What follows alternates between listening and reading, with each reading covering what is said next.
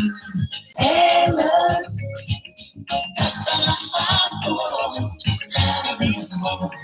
me for women. I go.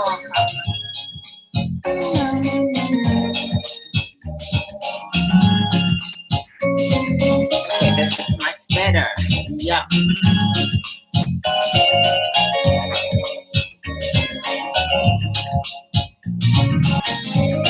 2-in-1s. Brother Anka, first, bro, how you doing? Sister Cecilia, how you doing?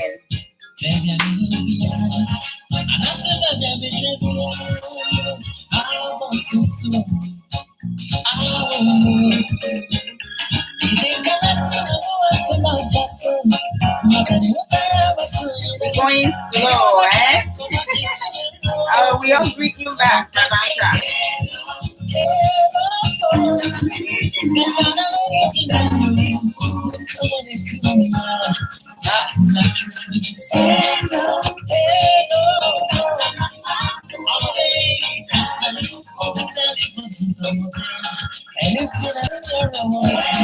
I'm doing 2-in-1. Hey, Brother Anka, please put hookup culture definition of it up for me, all right?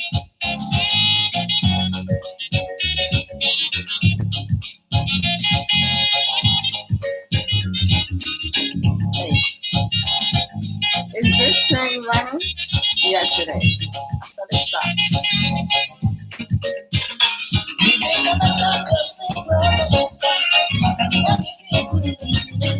Life is good, eh?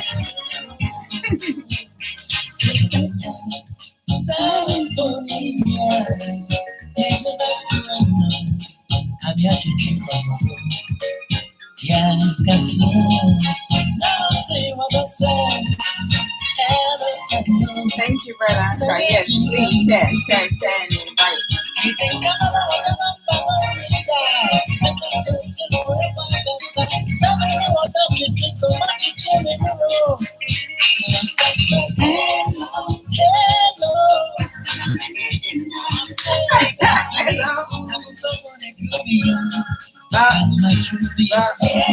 Hey. Brother Anka, make one with your mama, one day. I remember with your mama. And to anyone who loves Passion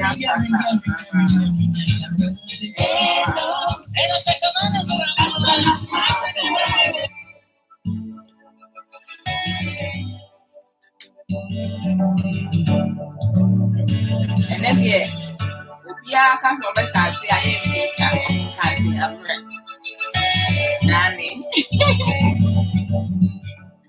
Video dash.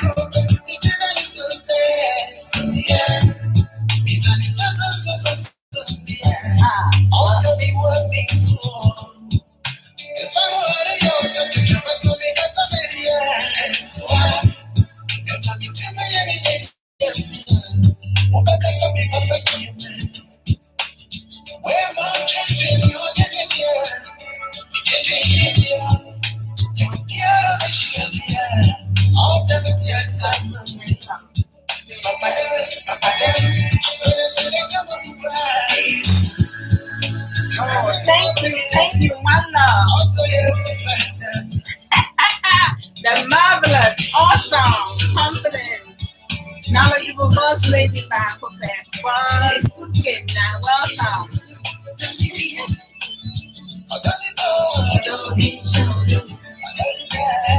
Brother DJ, I'm Chris, welcome.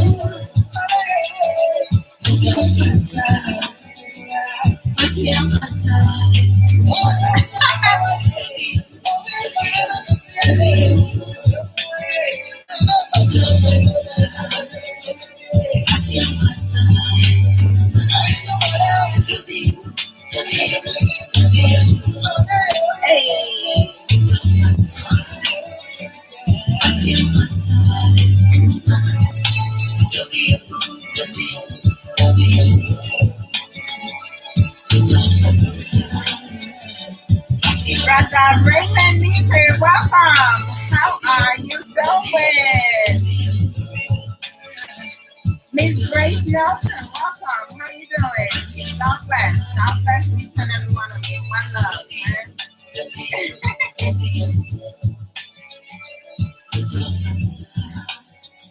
This song is here. It's nice time. There's a very background. Want to call to share your view? I'm giving you the leeway to do so. This is Celia. All right. How's everybody doing? I hope everybody is doing well by the grace of God. Thank you for tuning in today. Now, today's topic, as I said earlier, is what are your thoughts regarding hookup cultures, and how best can we respond to it as parents? Because a lot of times, you have parents. This is Cecilia here, so I'm going to have her share her views. Then I'll give definition. Hi, sis. Hey, I'm rushing. I'm so far ahead. This is courtesy to my sister. You see, Crisscross hooked me up. Hey, sis, you didn't look fine, for sure. You too, Crisscross hooked you up big time. I'm telling you. I'm going to say. Hello, beautiful people. Hello. How you all doing? Hello, sis. Oh my God. And that topic. Yeah. And that topic, you can go whichever way, English or Tree. We're talking in terms of hookup culture. Now, like some people, I'm going to give the definition, but it's basically casual sex. A lot of sis, you went off. So, we have a lot of youth, women, men, that basically, hold on, she's back. Let me bring her on. That I'm so it's I cut okay. off. Yes, it went off.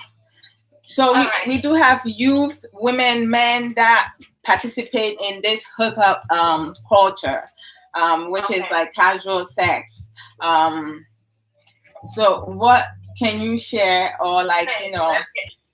All right. As you already know, my sister is going to break it down to the ground. what the hell? As you know, she's going to do her thing. But as we said, the topic is hookup. Yep, hookup And culture. this is hookup culture. She's gonna explain what it is and what's not. So I'm just gonna add a little bit to it. Yeah. Most of our young people are engaging, and even older people are engaging in hookup culture, which is one time thing. Like if you meet somebody and you want to have sex with them, Yeah, one night you just stand, no do it connection. one night stand, and then you move on. And when I went to read the definition itself is confusing. I mean, it's a whole lot of things. You can't grasp your hands on exactly what they saying or what it really means. It's very Most confusing, definitely, yes. and I'm sure it's confusing to the younger people. That's right. But one thing that is said is that it's no strings attached. Like if you don't want to be in a committed relationship, or not. then you just have multiple people and then you hang out with them. Yes. And it just doesn't make sense, but people are doing it anyway. So for our young people out there and even older people who are also engaging in this at the end of the day, it doesn't help. Yes. I mean, when we talk about privacy, the notion is that also some people don't do have intercourse. The thing is that they just do maybe if it's a guy and a girl, you do blow dry on them, or you just if they kiss, blow job. Hey, sis, blow job yeah. na baby idea do no. Excuse my language, yeah. If it's a girl, they keep, they kiss, they touching, they feeling each other, and doing all that. But as long as they're not penetrating, having an intercourse, it's okay. But it's not okay. It's still part of the sex, because when you take off somebody's private part, we have a private part. That place we cover because it's private. Right. We don't want anybody to see it. So if you're able to go down there for either a lady or a guy to rubbing and touching and kissing and putting those things in your mouth, that is sex. And actually on the website they said it's sex. It is sex. Oral sex is sex. You are having it's most oral definitely. Sex. And the notion is that these young ladies, they don't want to get pregnant and stuff like that, so they think that's the easy way out. But it's not. At the end of the day, it's gonna catch up to you. Crisscross is pulling your leg. She says, blow dry is for hair. Still love you, sis. She meant blow job. Dry, right? Yeah, she said she meant blow job. Yeah. So I mean, young people out there and older people who are also engaging in that. Mm-hmm. It's not healthy. Yes. So we are encouraging parents to, sit down, have the conversation with these young people who are, they are confused because they see other people doing it. That's and right. They don't know what to do. They feel like, this is the new peer pressure is pushing them in. So let's have the conversation with them and let them know that those things are not healthy. Yes. A time is coming that is gonna catch up to you, and all these multiple people, like you can see, you can have different, and they were also saying about having different sexual experience. That's right. If you don't want to get pregnant, what do you having different sexual experience for? Why are you having all these people? So it's not healthy. let's have the conversation as parents, and young people stay away from it. It's not gonna help you. So I'm gonna leave it to my sister. She got you. No, sister, before you go, I have to ask you a question. I mean, as parents, we have a tendency of saying to our children to stay away from certain things. How is that going to affect them? Because majority of the time when we've been kids before, when our parents tell us this is bad for you now, we get curious to go see if it's really bad for us. But most of the time we just tell them this is not a good thing for you, but why is it not a good thing for you? And also majority of them, they will tell you everybody's doing it. So how come it's not okay for me to do it? As a parent, what would you say to your child if they're telling you, well, I'm not doing it, but everybody's doing it? What conversation are you going to be able to start with your child? Okay, so it's again peer pressure and all that is kicking in. So when your child, you bring it up, and your child, at least the first door opener is to have the conversation. Because if you don't have the conversation, then you're not even knowing what your child feels. Yes. So the moment you open the conversation, is coming in, and you can give them examples of things that are happening. And before the child also asks you that means that they open, now they listen, you have the attention. Yes. So you will teach them the right thing, and you can use other things that has happened, or maybe something that you did that you thought was good, and the effect that it has in your life at this moment. You can use that as an example. You can also use other people's story to tell them, this and that person did X, Y, and Z, and this is what happened. After you give them the tools and they don't use it, that's in their, that's their own cup of tea. That you have done as the parent. You have done your job. Okay. It's the child who refused to do it. And when it happens, that's going to be on her. But one day when that thing happens, even if they want to experiment it and it happens, they will remember that my mom told me and I didn't listen. Or my dad told me and I didn't listen. And I think that's the point that we have to make. Most definitely. Sis, I know when it comes to Unyami Sumuna Suahu, you very strong in that in that sense. So as a woman who value your belief, what can you tell? What can you say to those parents who also use their belief to educate their kids, but they don't do it the right way? They're just telling them, okay, the Bible says to not have sex before marriage, but what does that mean? Okay, so a lot of times we are saying one thing to somebody or our children, we are also doing another thing. Yes. A lot of times they say leadership by example.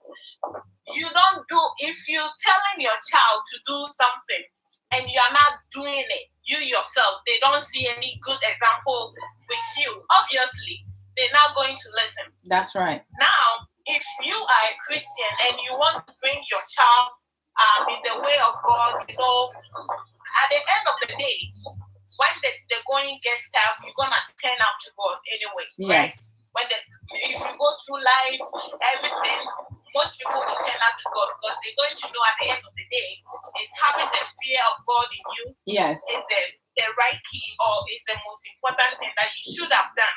Right? So being a Christian and teaching your child, you have to take them to church. You have to use the Bible as a tool for them. This is not just what I'm saying, but this is what the Bible also wants us to do. All right. So let's tell them. Sometimes they will reject. They want to experiment. Some kids are going to do it, but when they get in there and they see it's wrong, that's why they're gonna make that change for themselves. Okay, only if you have implanted the word of God within them and they have better understanding. Yes, you have to give them that foundation. You really have to give them that foundation. Thank so you. if we don't do that, that's when we are wrong. But when we feed them with that and they're not doing it, that's them. But we need to know that one day, they might want to experiment, they might want to do their own thing, but one day, that one is going to catch up to them. So thank you. Thank you so much, sis, for taking time to come on. I truly appreciate you. I miss you, and we will talk afterwards. Say hello to the family for me, all right? One love, one love. All right. Open your restaurant, everybody. God bless you all. God bless you for too. Sharing is caring. Please Yes. share the video and be part of it. Thank all you. Right, bye, bye, sis. Okay, so that was Sister Cecilia Ohen from Smart Choice. Yes, the one and only. Brother Brian Frimpon, welcome, welcome, welcome. My beautiful sister Sarah Ajay, welcome. Brother Nana Kosei Venture, welcome. Let me acknowledge my beautiful, vibrant queen sister, strong minded, knowledgeable sister, Mama Tess. Welcome, welcome, and hello to you as well. Thank you so much. Yeah, Crisscross, my baby sister, hooked me up. Oh, yes. I'm looking fine. That's right. Thank you, Brother Pasolo. Welcome, my executive producer, knowledgeable, beautiful sister Yvette Asamoah. Welcome, Sister Yvette. Request for me to bring you in. I'm going to bring you in a few. My beautiful, knowledgeable sister Tina, God's love. Welcome. My black beauty sister Angelina Bonsu. Welcome. Brother Daniel Kwame, welcome. And Crisscross, you couldn't help yourself, right? Crisscross Manson. And then who haven't? Hey, Sister Vida Note. I'm Ophelia. Welcome. And then I have my dear brother Nana Shurame. Welcome. Let me see. Okay, so I'm bringing Sister Yvette in, also for her to share her view. And then as I'm back, gradually I will give the definition. Hi, sis. Woo! You looking fine. Yes, I can. You looking good. Woo! Yes. Can you hear me? Darn it. You want to call back? Can you hear me now? I can hear you. Can you hear me? Yes. Let me go out and come back in. Got it. Thank you. All right. So there seems to be some technical problems with Sister Yvette. So let's bring her back in and see if she'll be able to hear us. Okay. Can you hear me now? Yes. Can you hear me? Yes. Wonderful. Wonderful. Greetings.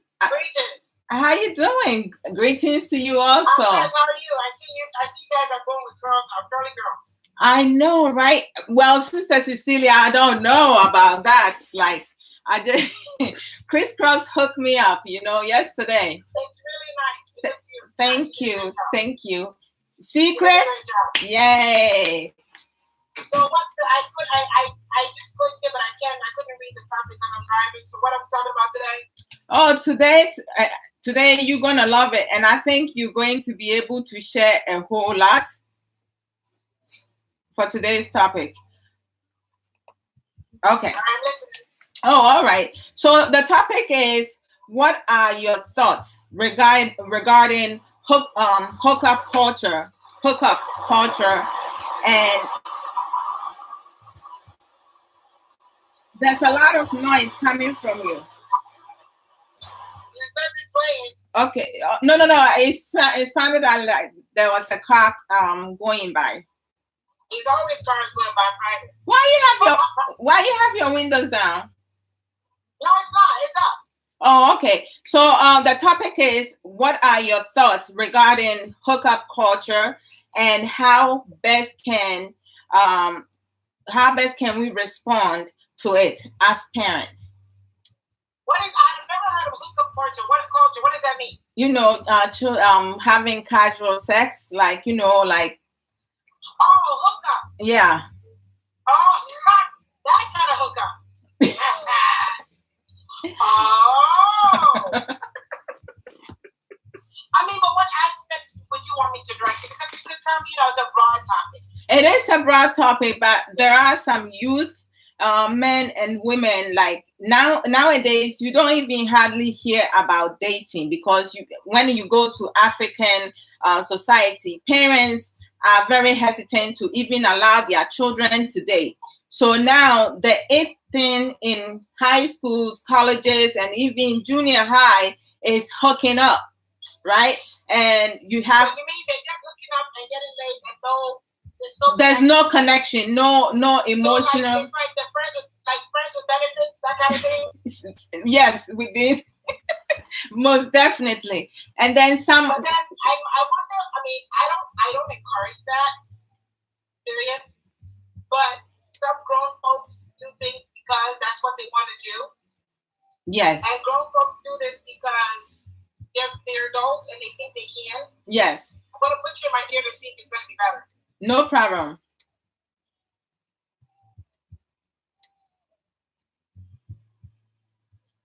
I personally believe that with the hookup culture, I personally believe that it's a personal choice.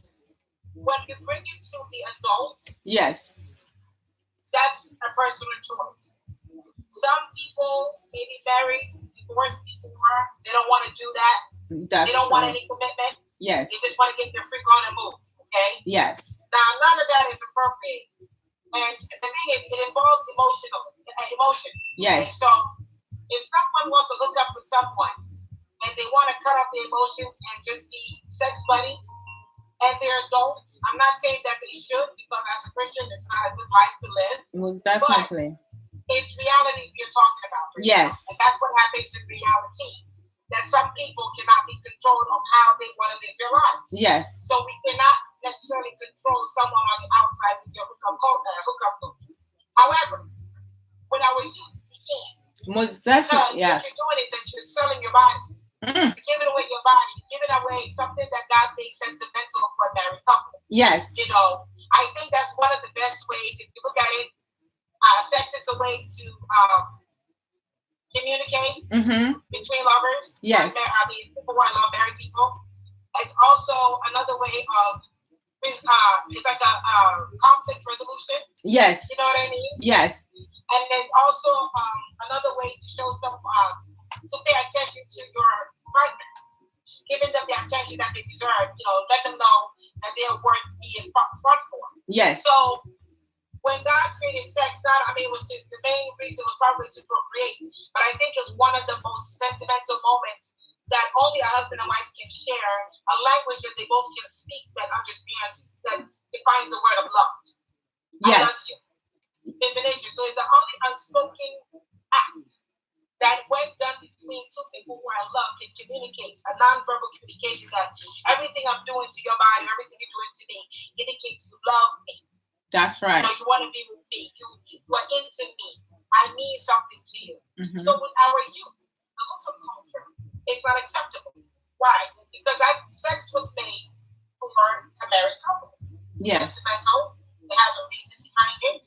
It's also for you to procreate, so that we can have some mini eyebrows and mini teeth and many things walking around. Right? Yeah. Good. So, to cut a long story short, I personally believe that when people become adults, 60s, 50s, 40s, whatever, you can't control what they want to do, because they've been through a point in life that maybe they've been married. That's the decision they're making. Yeah. They don't want a commitment. They already have children. They just want to release some of their sexual tension. From a Christian standpoint, I wouldn't say that if I were to be in that situation that I would do that. But now I know what God says is supposed to be between two lovers. Yes. So I won't get mistreated like I did when I was probably in my 20s. Okay?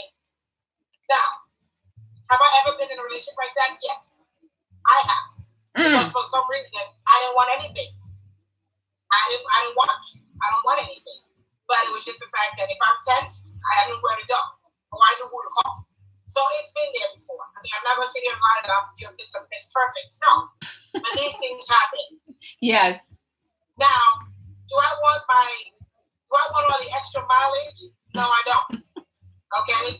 Because as a woman, when you have these casual sex with with these partners, you know what I mean? You're just it's a lot of mileage on the JJ, you know what I mean? So you put all these mileage on it, and then when you're ready to get married and find someone you love, yes, then guess what happens? Then it's the mom, you have a lot of potholes, if you know what I mean? Yes. Okay, good.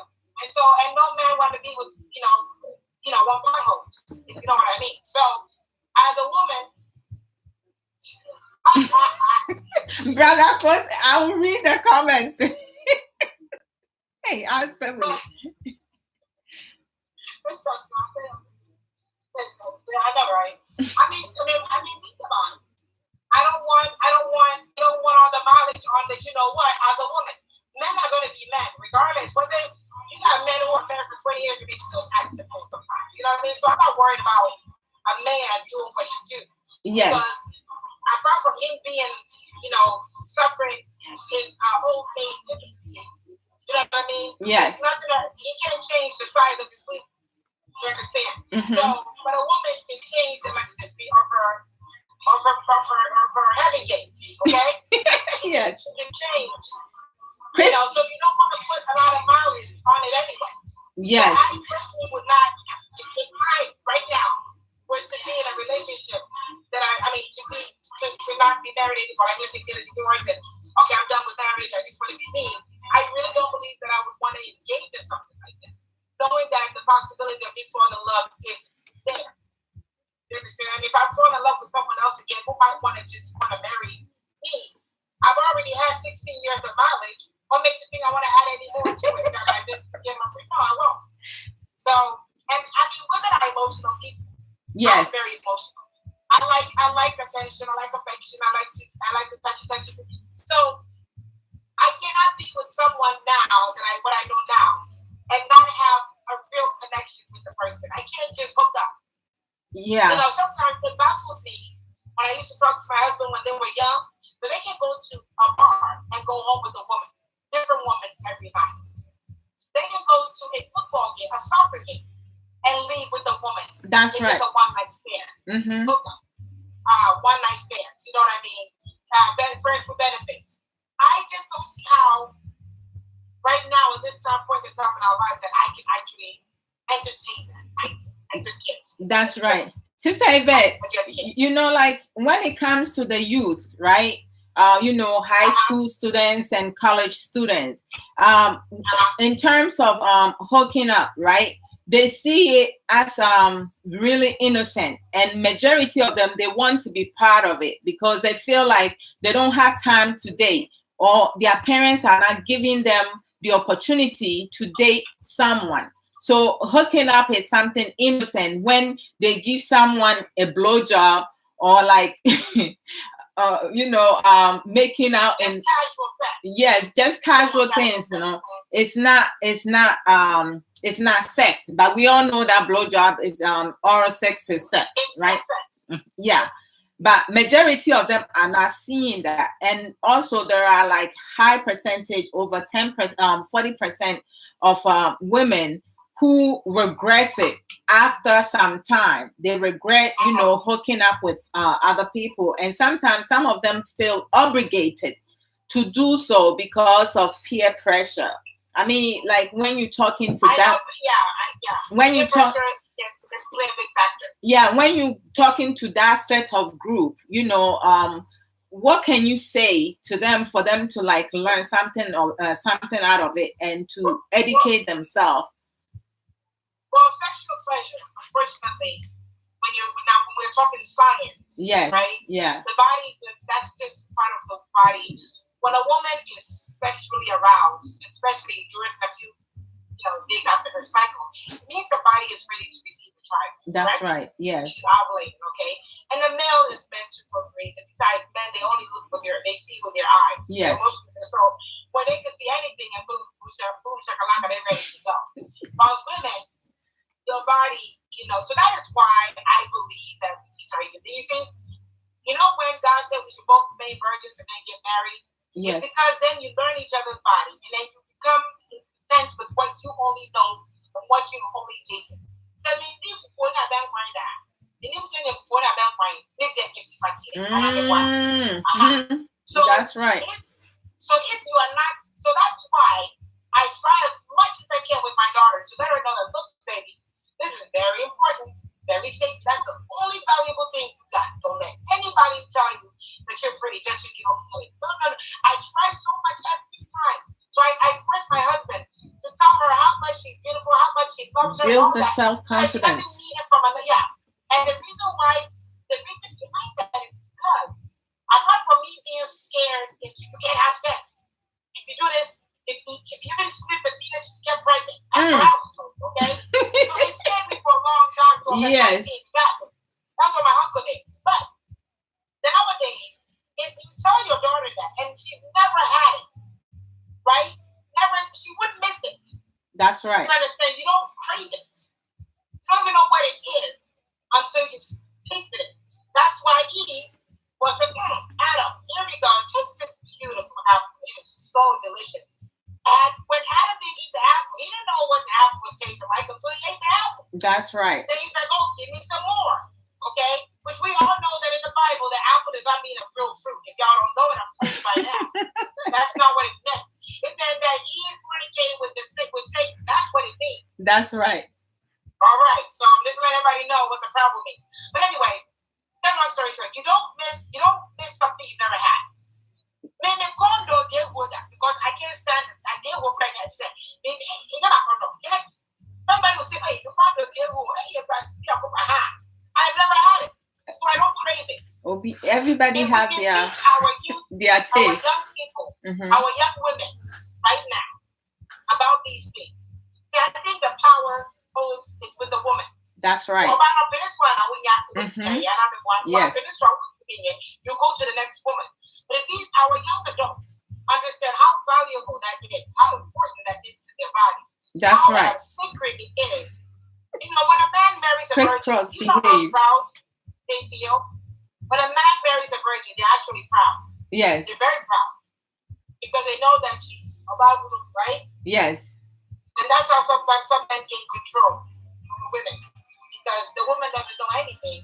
And he showed her everything she needs to know. It's like, ooh, and then now she's sprung on the man. That's what sometimes happens. So if we can teach our youth right now that, hey, your body, you're valuable. My daughter is 11.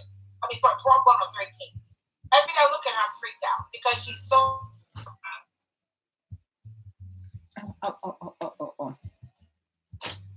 She's very developed right now to the extent that it scares me. So I talk to her. I said, honey, you're pretty. The boy's gonna take you pretty and all that. She's like, I know. But then I try to tell her the sexual part, and even I try to show her how to have the baby move, the baby thing, so they can scare her a little bit. Only because I want her to know that you'll give that to a man not because they say you love you, but a man who has waited and trusted you and come to your parents and actually gave your right price and say, I'm taking him to the altar, and then you give up to the school. Yes. That's what. So we as parents have to teach our children the valueness or the sacredness of that moment. Unfortunately, some of us didn't have all that. But now that we know what it is, we can help our children. We can help our youth by telling them, by teaching them, by showing them. Just because you made a mistake doesn't mean everybody has to make the same mistake. That's right. You can learn from them. So if you give up your cookie at 13 or 15 or 14, I'm not calling you I'm not calling you names. What I am saying is that if you have a daughter, prevent that from happening to your daughter. That's right. Teach them. My son is 20 right now, and the way he acts, I think he's still green. You know what I mean? Because the way he acts, how when they cross over, there's a certain behavior. Yes. That tells them, this guy. But some of them may act in certain way, and they already tasted it. But sis, you said something earlier that I want to stress on. You know how like we now as parents, we have been there, done that, and now we know how it is, and so we can use our experience to educate our children. But for you, how comfortable, on the scale of 1 to 10, how comfortable are you to have such conversation with your daughter? Because there are a lot of parents, even though they have the experience, they've been there, they still don't know how to start such conversations. So like for you, how comfortable are you with that? Well, remember, I'm a nurse, so I just say like it is, okay? My daughter is exposed, she's 13. Let me rephrase. We live in the United States of America. That's right. Where children are even being sex trafficked at the age of 8. That's right. Girls are being sent to these abortion clinics at the age of 12. Okay? So whether you want to believe it or not, what would be sad is for someone to snatch your innocent child and put it into sex trafficking. That is or the rape most her horrible. and then kill her. Yeah. So my thing is, I tell her the signs. I taught my daughter to the extent, even when someone tries to catch you, the first thing you do is you sit on the ground and you scream and kick as loud as you can. Yeah, that's right. You teach them the tricks they need to survive. When you're standing at the bus stop, never stand on the curb, because people walk around with these empty vans and they just grab you, literally. Yeah. They just drag you from behind and drive off. And not only girls, boys are being taken too. That's right. And the boys, let me tell you, little boys are as high as $350 for 30 minutes to sleep with a young boy at the age of 6. So if you don't know, you gotta do your homework. Okay? That's right. So my point is, I don't give a damn if you're shy or not. That's your child. Most okay? definitely. Do you want someone to just have any way with your child and then later on hug her and say, "Oh baby, I know it's not your fault." No, mom, dad, what were you doing?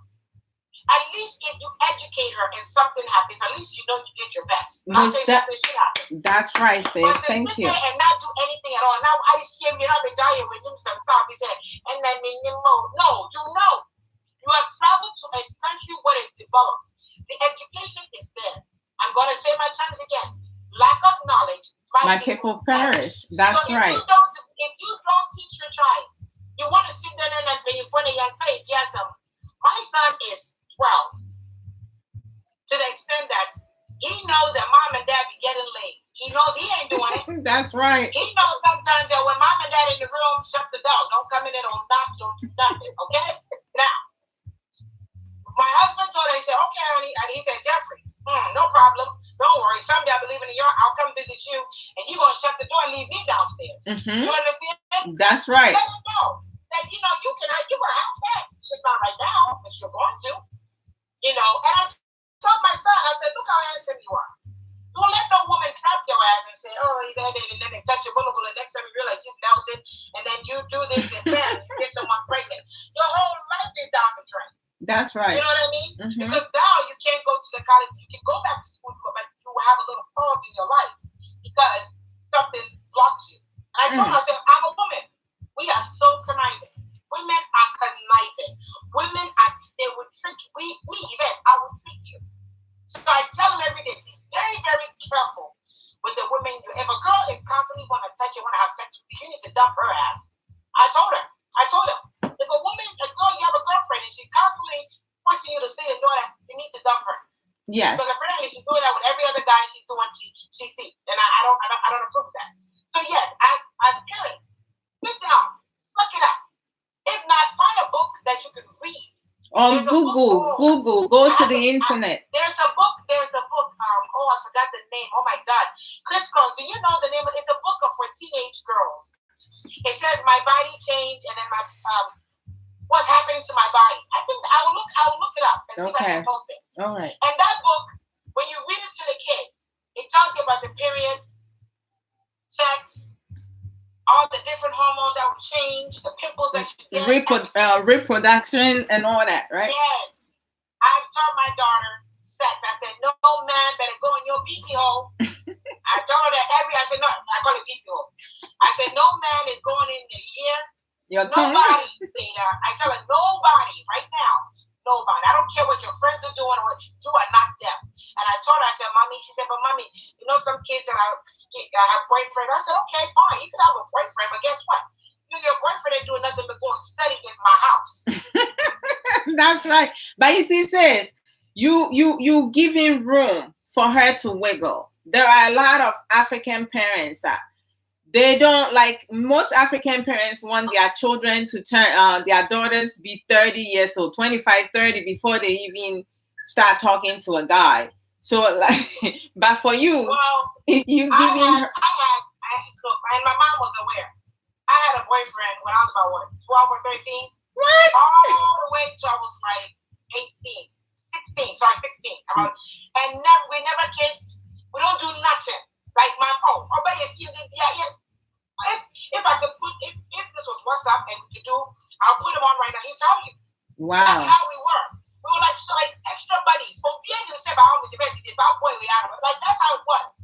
But we all grew apart. You know what I mean? And I thank my mom for that. Wow. Because it made me realize that, you know what, the boyfriend wasn't about having sex. I didn't know what, mistake. None of us knew what that was. I'm telling you, like, it wasn't about sex. Yes. It was just, we all hang out, we all go to school, he actually went to a different school, and he'll write me letters, I'll write him letters. That is all that it was. Yes. Like, honestly, his mom, his dad, his mom was mad as heck. One day the mom came, and she had the typical African mentality. I remember my mom lived in the U.S. before we went back, remember? Yes. So my mom had the American mentality, while the boys, my friends, had the other kind of mentality, right? Yes. So let me tell you what happened. One day we traveled to go visit Mama Martha, kicking the balls apart when you were talking about sit on the floor and start kicking everything. I told her, the kicking balls. I told her, Mommy, do you know the worst thing you ever do? I said, I don't care how strong they are. If you can get them balls, they'll be on the floor. And then you kick the shit out of them. I sure didn't tell them that. I told her that. I said, find anything you can. So I don't care if you pick up a chair, a TV, beat the daylight out of them. I told her. Yes. But, I'm telling you, the mother came to the house thinking that the boy was in our house. Well, me and my mom and my brother had traveled. Yes. I just came back from Ghana, sweetie. Just came back. And my mom was laughing because the whole time the woman came and she was upset. Her whole mind was we were doing, going up a song and her mom used to going. And wow. The trust. The trust is not there. No, she was putting that in his head. He didn't even have that idea. None of us had that idea. Wow. So it was funny because when we had arrived, the lady had showed up around 2 times to the house. And mom said, I think I will come. Maybe eventually I'm not any man. Yes, you can have your because you're a grandpa. I feel it, yeah, but one day I said, the whole time, she thought that the boy, maybe not saying, and on the shanty. The woman came to come and talk to my mom. Okay, wow. But it wasn't like that. So that is how him and I stopped being friends a little bit because my mom was like, you know what? Even though you guys, I know whatever you guys like, this is what's up. The mentality they have is different from the mentality. Poor assumption, like the friendship. So we were cool, but we couldn't hang out like we used to anymore. But we are now. I'm 43 years old now. He's 46, and we are still good friends up to today. We talk every day. That is. His wife, even his wife knows, hey, because we've been friends forever. So wow. What I'm saying is, it's not about your daughter shows interest in a guy. Don't say, hey, you're not that type of boyfriend. No. Tell her, really? Is he cute? Oh, he's beautiful. He's handsome, right? Yeah, that's a way to start a conversation. I want to see him. And then he comes and, really? Okay, now you two guys are not allowed to do this, but you can come over when I'm home. You know what I mean? Yes. Or that's what you're supposed to do. And when they come over in your home, they're not supposed to be upstairs and you're downstairs. Okay? You downstairs, they're downstairs. You yes. upstairs, you upstairs. You don't send them to your room. So I'm downstairs, call me when you need something. Hey, handsome. Wow. You understand what I'm saying? saying? Yes. So we can stop that hookup culture by teaching our children that it's not about hooking up. It's not about hooking up, but it's about trusting your child to make the right choices, help the child make good decisions in whatever they plan to do. It's really that simple. Yes. It's really that simple. But sis, do you because like how you talking sometimes, it brings up an idea. Do you think that because as parents, right, how we grew up, most of us grew up, right, and the things that we did, we still say our children might be doing the same thing? Is it the reason why we have this notion of what a boy and a girl are doing when they are friends? But good. So, with that being said, think about it. When you have, right now, my son is 20, okay? Yes. The possibility of him doing it is probably high. Yes. Do I have proof that he's done it before? No. But something about his behavior tells me he still hasn't done it, because the boss said, in Memano, when they hit, you can tell when they cross over, they have a yes. Where they dress, the way they move, everything starts to change. Then you're like, okay, they're up to something. Yes. Okay, all right, now. Have I given him, I've sat him down. Thank you. I've talked to him about everything that he needs to know. Yes. So, everything that he needs to know about sex, yes, about women, about jobs, about how much you make, if you had a baby, I want him to have a visual of what he could get himself into. That's right. I cannot control every move he makes, but I can control what I teach him. That's right. It's my responsibility to teach him. People are going to make mistakes. I'm not going to say because I'm sitting here telling you how I think it should be that my son is not going to make a mistake. I'm sure they will. Even my daughter, who I've taught, who knows what's going to happen in the next few years? Mistakes do happen. That's but right. But it doesn't mean that I'm going to sit there and beat her up. But at least I want to know that even after the mistake, I'm different. As a parent, I did my part. I taught the kid. But my husband is like typical. He don't say nothing. He don't talk about nothing. He talks about his hardship. But he doesn't. I have two boys. And sometimes it bothers me that he doesn't even take them to go car washing. Talk to them about girls. Talk to them about, he doesn't do it. But I do. That's right. Who's your girl? I'm like, really today. I told my husband, I told my oldest son, I said, you know that nowadays girls wear wigs, right? Say, I said, do me a favor. The girlfriend you bring in this house, I don't want weave in her hair. That's right. And he said, why? And I said, because I want to see her for who she is naturally. None of the other stuff that goes around. I don't need her to dress to impress. That's right. So naturally. I want to know her. I said, that's the woman you fall in love with, not a woman who got the wig, the nails, and the lashes. No, wrong move. And so we do these things because thank you, sis. Because it is only a point in time whereby nowadays everything is generic out here. That's Everything right. is generic. That's right. So if we don't teach our children what is organic as to what's generic, then they're going to constantly follow the generic and say, oh, this is what, because it's the norm people are living. That's if right. Have you ever seen that commercial about drugs whereby my son is this, he would never do that. Yes. No, peer pressure is real. Most definitely. And a lot of parents don't realize that. Mom showing that, look, I love you. I really love you, baby. And the reason why I'm always telling and talking again is because I don't want you to do this. And sometimes, for me, I graduated from I have a bachelor's in public health. Mm-hmm. At the time I graduated from school, it's been almost 20 years. I wasn't serious. I was just in school. When I wanted to use my bachelor's to go for a accelerated program, my GPA was down by 1 point. Oh my goodness. And I was very upset. But there was a way around it. So I got around it, okay? But then let me tell you what happened. I took that GPA and I took it to my kids. I said, you see, when I was your age, this is what I was doing. I wasn't paying attention to what I was doing in school. I just thought school was something. Now, I want to do this and I can't even do it because of 1 point. Because of 1 point. And guess what? I told them, I said, please keep talking. I have to grab more. I'm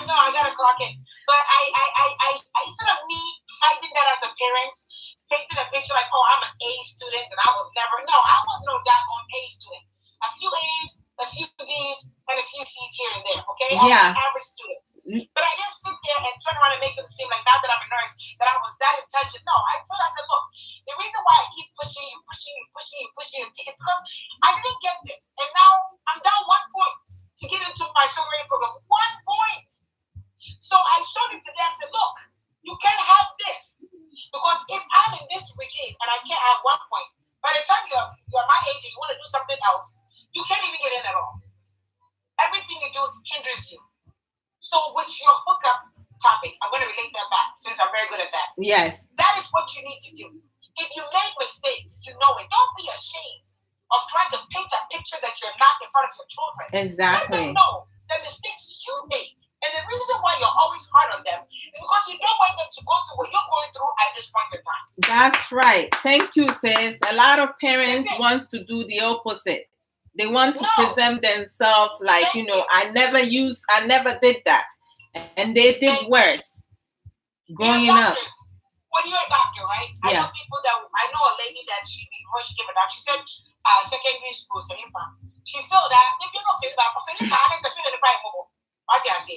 she got the hang of it, she no, and I feel it, she became a doctor. Yes. Now, a parent like that, when you see someone that is a doctor, you think so automatically a smart girl. They put in a lot of effort, hard work. They have gone through some things in order to get from where they are now. Good. Yeah. A parent like that shouldn't sit there and say, well, I'm a doctor, so you should. No. Because you have to understand that the time you were failing, maybe that's what your kid is going through at that point in time. That's right. So what can you do differently that your parents didn't do for you that, someone else did for that helped you? Understand? Get your kids there. Mm-hmm. Now, when my kids didn't even know how to study until I started talking, I said, honey, do me a favor. Yes. You know how school is fun? School is fun when you know what you're doing. Yes.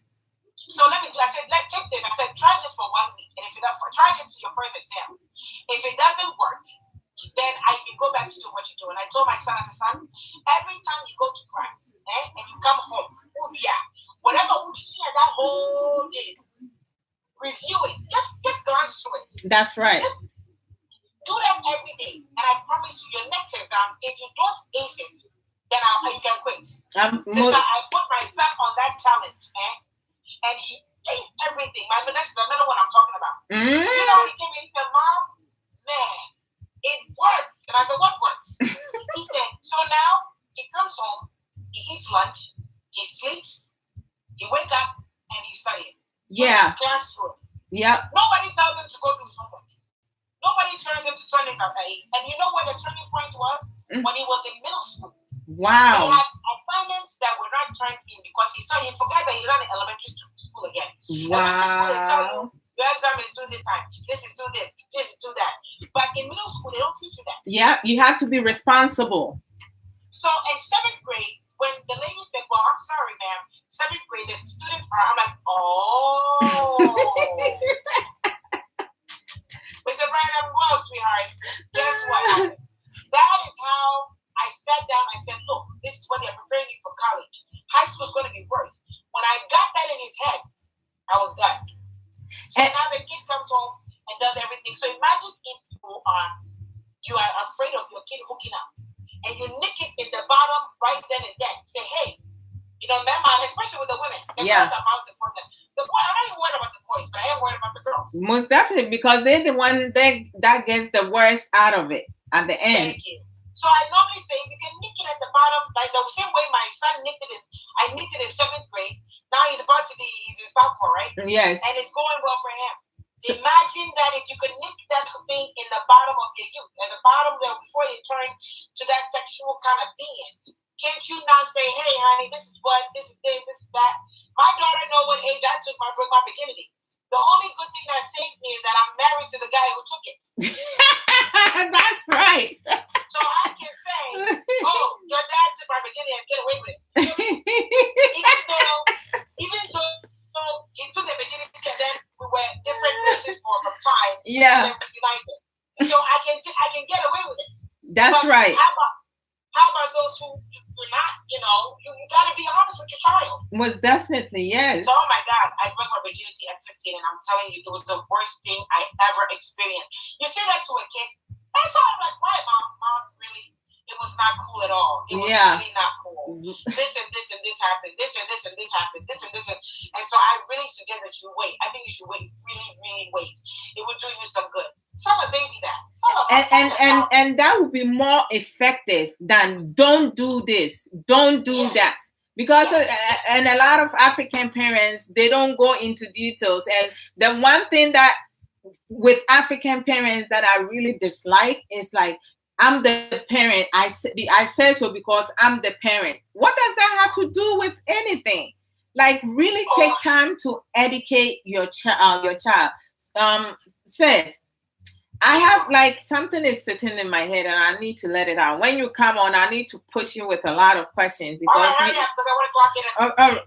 sorry, you haven't clocked in. I'm sorry. So, don't worry. Like, with some parents, the way that we harbor our children and we are too protective, trying to protect them from the outside world, you think that itself can also make it challenging for our children to make the right decisions when they are out there, because we limit them from kind of acquiring a lot of wisdom and knowledge outside, both inside the house, the household, and outside. Well, let me tell you, I'm a victim of that. I mean, no, I think I am. I won't say I'm a victim. Let me rephrase that. I'm guilty of that. Okay, with my children, because we live in the United States of America now. I have two beautiful, handsome black boys. Okay. Yes. So yes, I've gotten to the point where I shield them from a lot of things. I don't like them going to concerts, big events. I don't like my son being in a car with 3 other guys, especially all black. I don't. If he drives my car with my kid, I'm okay with that. That's right. That's but I don't scary. want him to have my car and have friends in it. I don't want him to bring a lot of friends to my house. I don't want him also going to other people's homes, especially when they have daughters. I do shield him a lot. What I'm afraid of is that if he does live on his own, he may not want to come back home to me because of how much I shield him. Yeah. But I told him one day, I said, love hates me now and love me later. That's right. And so it is very bad to do that. So what I've done now of late is that when they say I'm going to the gym, I'm like, okay, go. When they say they're going to a soccer game, okay, go. They went to a party one time. I had him drive the car. I got to where he was. I saw where they were. And then I left with my car. And then I had, went back to go pick him up and he drove back. Those things. It's really, I'm sorry. I'm kind of like, I have a very, you cry me at because the thought of the boys being in the wrong place at the wrong time is very high. It is high. Living right now. Yeah. And so it's a guy honestly. The kids wanted to do things. I think I wouldn't be so protected as I am here. So the environment abroad is different. Okay. Yes, because for instance, my oldest son, my middle son borrowed his watch to a friend. Mm-hmm. When he borrowed his watch to a friend, it's an Apple Watch, $400 before the. Okay, no, from the sort of question, or the man, and he gave the watch to a friend. The friend returned it, but he told the lady he gave it to my brother. My son put it in his date first. Yes. The date left it at the house they all went to, and then we all know each other, so it didn't bother. I asked one person, so can you please check and see if this person has this what you want? Let me tell you what happened. When I called that kid to check out to find the watch for me because we couldn't find it, the kid bluntly told me in my face that, "Oh, auntie, I can't find it. Wow. But iPhones, you can track it when it's on. A lot of people don't know that. Yeah. So what my son kept doing was kept tracking to see if someone had turned it on. It was never turned on. So this happened somewhere in May, wrong time, June, July, right? Yeah. December, my son was in the car of this friend. And you know how kids are nosy. He goes in the glove compartment and finds the watch in there. Wow. So he stole it. Well, my question is, my question is that I can't call him stealing it. What if he found it and forgot to give it? I can't say that. But at the end of the day, he had it. Okay, let me backtrack. So he had it and he said he didn't know where it was. So my point is, the point I'm trying to make, I'm not trying to accuse anybody, but so what you be now, if you have friends and they shoot, you see, what if it was crack cocaine? What if it was marijuana?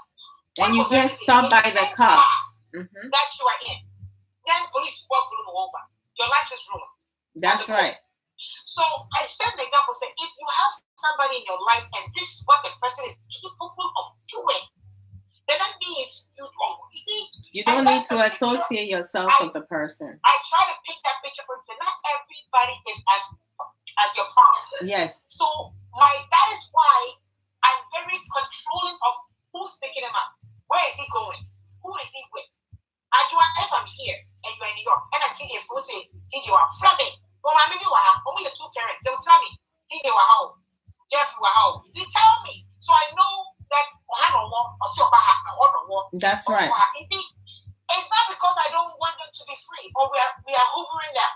But I gave birth to these children. Yeah, you concerned. God giving responsibility to protect them. Most definitely. What is from hookupping, our culture. Yeah. What is from drugs? What is from premarital sex? Whatever it is, it's my responsibility as a parent. So my concern is, it's a touchy situation for me. I am a little bit protected. My stomach boils when they're gone and they're not coming or they're not picking up the phone. Because I'm a mother. I'm a parent. That's right. But I also am afraid that me doing that, when they leave, they may not want to come back home to me. Or when I get old, they may not want me in their house. You know what I'm saying? Yeah. So you have to find a balance in how you redirect your children. And I'm learning that now. I really take constructive criticism very well. That's so great. My mom was like, oh, what you say, obey you say. And I would try to approach. It doesn't work. Then someone says something, I try that approach until I get the one that works for me. That's right. So now they get to go places, they get to do things. I told them, look, tell me the truth and let me be angry, rather than me finding the truth and I'm going to slaughter you. That's very true.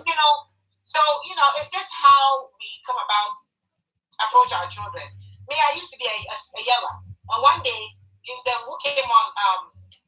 The gentleman that came on from New York. Who said I should be an evangelist? What's his name? Mr. Lee. Mr. Lee. Mr. Lee is in London. Yes, London. He told me something. He said something. I said, you know what? I'm going to try his approach. He was right.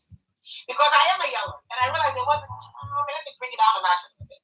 So I started talking to them. So one day I said, you see, you guys don't like me when I yell. When I talk quietly, you're not listening. So that then when I'm yelling, and it's kind of working. So it's how we approach our children, what we say to them, how That's we say right. to them. And they always tell me, Mommy, every time we say when we want to go somewhere, you come up with some death story or something. No, it's just that the experiences are out there. And these things happen for us to learn from it. That's so right. I try to tell them, look, when you are here, do this. Oh, we have a sorry, then talk about it now. No, we have a good to be free. Wrong one, those are the things that we can't control our environment. But you can control where and what your children are doing at one point in time. And the decisions that they're making when they're not home. So if I say I don't want my kid out at 12 o'clock at night, I don't care how old you are. I don't want my kid out at 12 o'clock at night. I want you home. Yeah. As long as you're living under the roof. FaceTime your friend. I don't care. They can see yourself. Yeah. I don't want my kids driving on the highway, on the street at 1 o'clock at night on the weekend when there's a lot of alcoholics out there driving. I don't want that. Yes. I mean, it's very funny you mentioned alcohol because some of the hookup is it revolve around alcohol. Sometimes somebody will have too much alcohol. Yes. That sometimes they're drunk. Yes. They're drinking and they don't know what's up. Yeah, so, because a lot of times when people get drunk, they feel bored.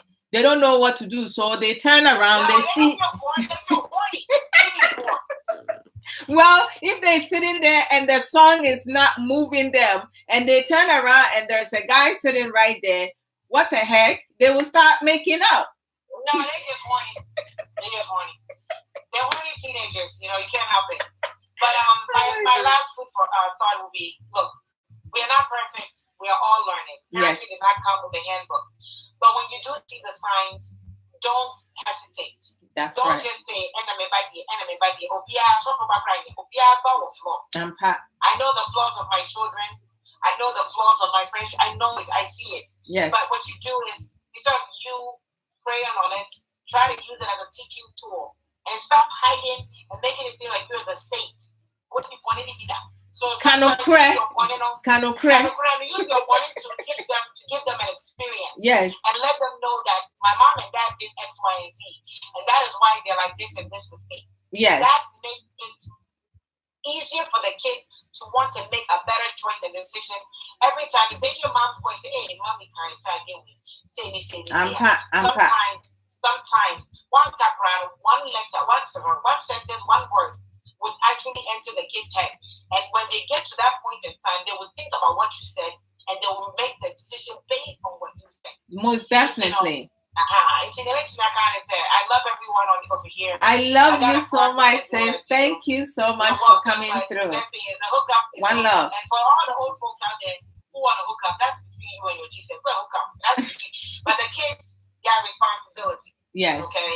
So we have to make sure that they have all the necessary information. They have all the necessary information. Yes. Make sure you put your pride aside, put your shameful lifestyle aside, and come back and be honest with your children and hope that.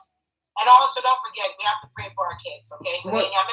Yes. So me, when I'm scared and I send the kids out, I'm like, oh my God, I wish they didn't go. But what I do is I pray. I say, Lord, please, I send them and protect them and guide them, bring them home safely to me. And that's what I pray for my children every day. Yeah. So I love you too, Star. Did you see what Bishop wrote? He said Bishop said Bishop Wa on the floor, killing the program smoothly. I'm always killing the one program. I'm going to bring it back to life. Don't worry. That's right. I'm gonna go ahead and give it. You're gonna give it a kick. A kick. Yeah. So hey, I love you guys, but it's always a pleasure being on here. Yes. If you don't know who I am, of course, Miss Brother Lee. Hey, Mr. Lee, Mr. Lee said. Mr. Lee, I was just giving you a compliment about how you talked about Yes.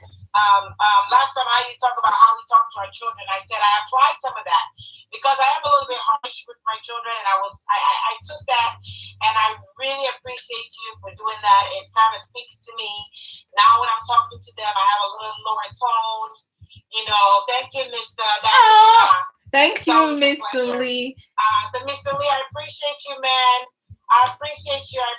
That helped me so much because I am a yeller and I try not to start screaming. So it's working a little bit. My blood pressure's down now, so that's great. She's still working on it. I'm still working on it, but it will get there. And so all you hookuppers out there, please hook up with caution.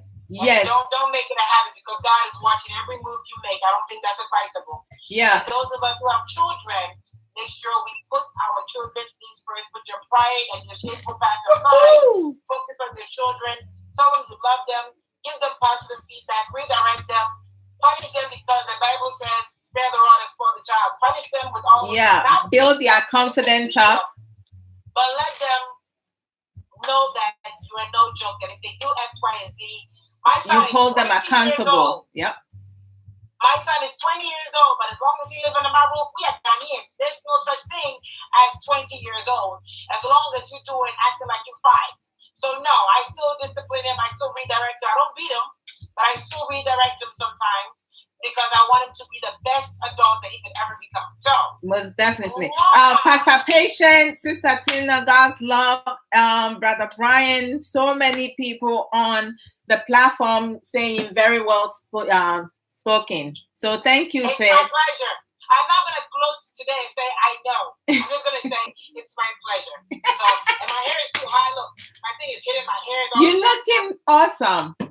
I have no makeup on today. so stop telling me that. Let me tell you, our beauty is within and out. You don't need no makeup. Like, you look beautiful. You're right. See, now I'm sitting here, my hair's all a mess. I gotta go see my client. Oh, that person. Guys, am I lying? How she look? She's beautiful.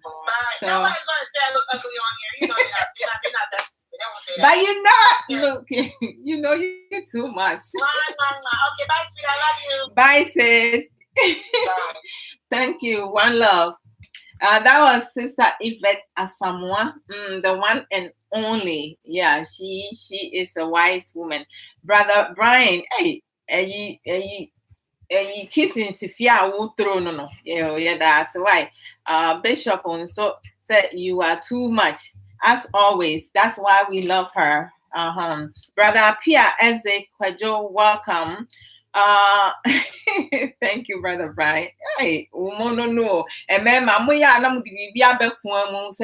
don't worry, I am so happy for my sister because I know I'm beautiful. So, but thank you for the compliment. Brother Stephen Zigby, every woman is beautiful. So every woman,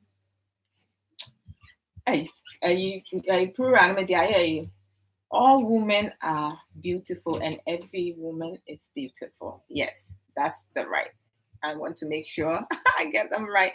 And Mr. Lee, thank you so much for being able to help our sister out in terms of toning voice, because a lot of times we don't recognize certain things when we are used to certain way. We just go, but it's so very important. And when it comes to this topic we're talking about today, hookup culture, parents needs to take time to educate our children. Also, if we don't know, we need to educate ourselves.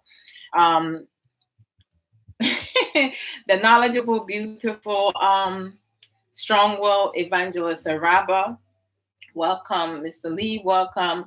My beautiful sister Dachihima Efia Asantua Philonash, welcome, and powerful contribution from Sister Yvette indeed. Thank you, Sister Philonash. And then the beautiful, knowledgeable, motivational speaker, Pastor Patient Osei. Welcome again, Mr. Lee. Here I did not get to finish reading your comment. Mr. Lee Patterson said, some parents always want to paint their kids clean, whereas there is a lot going on. Mr. Lee, that is like a serious issue and problems within a lot of households, because no parents wants other people to know, say, their children have issues, they have problems, and they're struggling with their children. Every parent wants to come out being the best parent that the whole wide world. Their children are the best children, and yet their children are problematic. And they are like, they are a menace to society, because a lot of parents do not know how to redirect their children when their children are doing wrong. They just reward them. We have some parents, they will reward their children when they're not doing the right thing, because they buy their love. They don't have any connection with their parents, with their children. Some children are the parents in most households, and the parents are the children, because the children are telling the parents what it is that needs to be done when they want things. So we have to be honest with ourselves and making sure that we do our very best when it comes to raising our children. The parent needs to be the parent and the child needs to be the child. I don't go against parents having a good, healthy relationship with their children. However, there needs to be boundaries set. I cannot be my child's best friend, but I can be there for my child under any circumstance, for them to feel free and comfortable to come to me and talk to me when they are struggling with any issue in school, outside, outside from the home, at workplace, or struggling with whatever, or even their sexuality, when they struggling with their sexuality, that they will come to me and talk to me about. But parents should not be, should not be best friend with their kids without any boundaries, where the kid comes and there is a lot of inappropriate behavior going on. So let me acknowledge everyone. Sister Tina, God's love. Thank you so much for your contribution. Acknowledging Sister Yvette for her good contribution. Brother Brian, thank you. Um, okay, let me see. My dear brother Nyami Nipa, welcome. How are you doing? And boss lady Bakope, the marvelous, knowledgeable, strong will as well. Like, women in general, women are powerful, and it's unfortunate that we have some that gives their willpower away, but there are a lot of us who does program that we have strong will. We have great self-confidence, intelligent, however, and many more. But we also we use our emotional intelligence to also learn from other people that learn on a daily basis.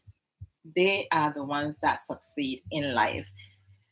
So let me make sure I acknowledge it. Hey, my my in-law, Sister Efia Inshira, welcome. How are you doing? Let me see. Who haven't I acknowledged? Brother Mark Day, how are you doing? Long time no see. Mama Martha Kunedu, thank you so much for your contribution. Brother Ankra, as always, thank you. So before I read Brother Ankra's comment, let me just give you guys the definition, because I did say that I was going to give the definition of hookup culture. And by definition, hookup culture is one that accepts and encourages casual sexual encounters, including one night stands and other related activities, without necessarily including emotional bonding or long term commitment. It has also been called non relationship sex, or sex without dating. All right. Now, like, they have like, there are 5 dating tips to help, a person, uh, or like, reaching young adults in their early 20s centuries. Okay. Now, also, we have, I'm going to give you some of those, but I don't want to get into that yet, because when I do that, that means I'm closing. And I do not want to go into that. All right. So we all get it? That, like, let me just bring that on. I will just post it. Okay. I will put it up this way. Everybody will be able to have the opportunity. Those who are not on now, when they come on, they will have the opportunity to read that. All right. So let me go to Brother Ankra. I know he shared one before, so let me go all the way back up and then read it. Okay. Okay, Brother Nanako say Venture said, remember that you are not from America. Of course. I'm Ghanaian. Yeah, I'm Ghanaian, but I live in abroad for a long time. But when you talk in terms of parenting in Ghana and parenting in abroad, there's a big difference. I just feel that most parents in Ghana, they majority of them are limited into having discussion with their children, especially when it comes to sexual activity or sex activities. No parents, and many parents do not feel comfortable talking to their children about that. If, and most of them don't even feel comfortable talking to their daughters about their body, recognizing their body, their monthly and stuff. Most of them learn from their friends, which is very bad. Now you flip that to abroad. Majority of parents, especially the mothers, we take time. Most of us take time to um, teach our daughters, like when their body changes, things to expect and things not to expect, and what are some of the things that could happen when they become sexually active. Because children get curious, and if they don't have the right tools, they will get themselves in trouble. And some of them, by the time they learn through their mistake, they already, like, they go through a lot. They have already been through a lot, because women, girls, females, we get pregnant. If you go have sex and you get pregnant, it's either that they get an abortion. If you don't get an abortion, you have a child. And when you have a child, the responsibility is greater. So hooking up with someone, um, and hooking up with someone, yes, you can get pregnant in some way. Some people feel that, as long as the man is not going to enter you, um, put their penis in your vagina, you can get pregnant, and it's not sex. No, when you put a man's penis in your mouth and you give them oral sex, that's considered sex. So let's not get that twisted. So let me look for brother Ankara. Um, Sister Cecilia, thank you. Okay, so brother Brian earlier from Paul said parents should break the barrier first before society does. That is like so very important, and it's crucial. A lot of times parents want to like sit around and wait till their children come and ask them questions before they even say anything. And even when they do say things, they don't go into details. They just give you one or a yes or no without nothing else. I mean, that's just terrible. And believe me, if you are a parent and you have not broken that barrier to have your child come to you and ask questions, we need to empower our children with high self esteem, confidence, and believing in themselves, for them to come to us and ask us questions. If you don't break that and society break that barrier, believe me, they're going to continue to go in with to their friends, internet, and other places to get more information. And they might learn through the wrong channel, because as a parent, you're not investing time in that area. So brother Brian, thank you so very much. All right. House, New York. Okay, that was brother. New York state of mind. I'm coming. Oh dear. Hey, my brother Nana. I know. Welcome. But the one and only DJ Costello. Welcome, brother for Soup Right. Welcome. Brother Nanako's venture said is he thinks that hookup culture is disgusting. That's his personal views. Um, Brother Stephen Osei Tutu and Brother Kose went on to say, I believe our youth should compare to their Asia counterparts. Yeah, Asia counterparts. Answer, Winnie. Hey, Hey, brother Kosei, please give me more info on that, okay? Because I'm trying to figure out as to what you're saying, but my mind is not helping me out. So help me out. My dear brother Azi Kamara, welcome. Crisscross Mensa said earlier, tell me more when you were tell me more when you were young. When Sister Yvette was talking, that's what my sister was asking. And then Brother Ankra says, in simple definition, it is called non-relationship sex. Hookup culture is called non-relationship sex or sex without dating. I think I read that earlier. Nana Obin Boama, welcome. How you doing? Nana Obin Boama does program in Ahimfie on Thursdays at 7 p.m. US time. So tune in. And so Boss Lady does program Monday through Friday UK time 4 p.m. to 6. And then we have Mama Tess, Ghana Life FM. She's on Fridays and Saturdays, 8 p.m. Canada US time.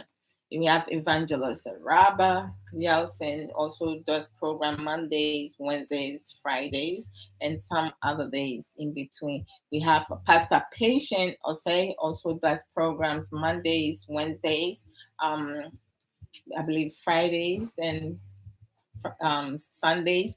But they there, so make sure you tune in. We have Bishop Abuache Michael Gansa. Hey, they be attending within Bishop Michael Abuache Gansa, who also does program on Fridays, and then Sundays, he do prayer program. So you guys tune in, all right.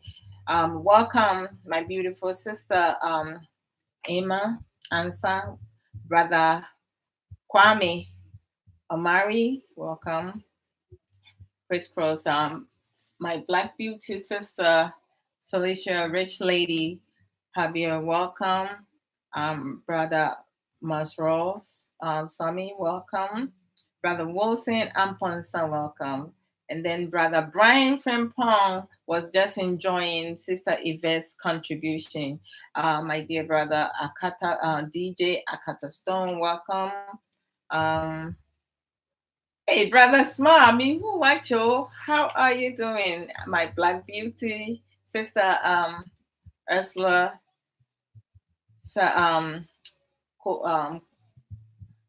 Kofi. Okay. And then Mama Mata Konedu. I hope I have acknowledged everyone. Okay, so Brother Ankra again says, as parents, we should let our children know the effects of hookups, such as hookups can lead to negative outcomes, including the obvious one like an unintended pregnancy or sexually transmitted disease. That's very true. And it can lead to some less obvious negative outcomes like emotional and psychological wounds and sexual violence. Oh, Minya Bema, say that again. People who engage in hookups are more likely to suffer an era of mental health problems, including depression, loneliness, low self-esteem, and guilt and shame. My Brother Ankra, Aquest, thank you. A lot of people, the fact that you brought that up, I'm going to also stretch on that. It is really important for parents to be active in our children, our daughters and sons' life, especially our daughters, because they're the one that normally end up getting unplanned pregnancy, and it's not easy. hookup culture is something that's happening. It's happening, and believe in me, a lot of youth um, are participating in it because some of them feel obligated to do so because they want to fit in, and some of them they feel like everybody is doing it. So what's the harm in doing it anyway? And for our culture, our society, Ghanaian society, most parents are like really strict and they don't allow their children to even interact with anyone, any opposite sex. Like if they see a parent see their daughter talking with a boy, they automatically assume that they're doing something negative. And it may not be that. Me growing up, all my friends, my best friends, like majority of them was male. You could not even tell who is my boyfriend and who is not. And the reason why I chose to have a lot of male friends, because females talk too much. Women talk too much. But then when I travel abroad, I realize that men abroad, they also talk a lot. So I limit myself with how many friends I will have around me. Um, so, but we all make decisions differently based on our upbringing.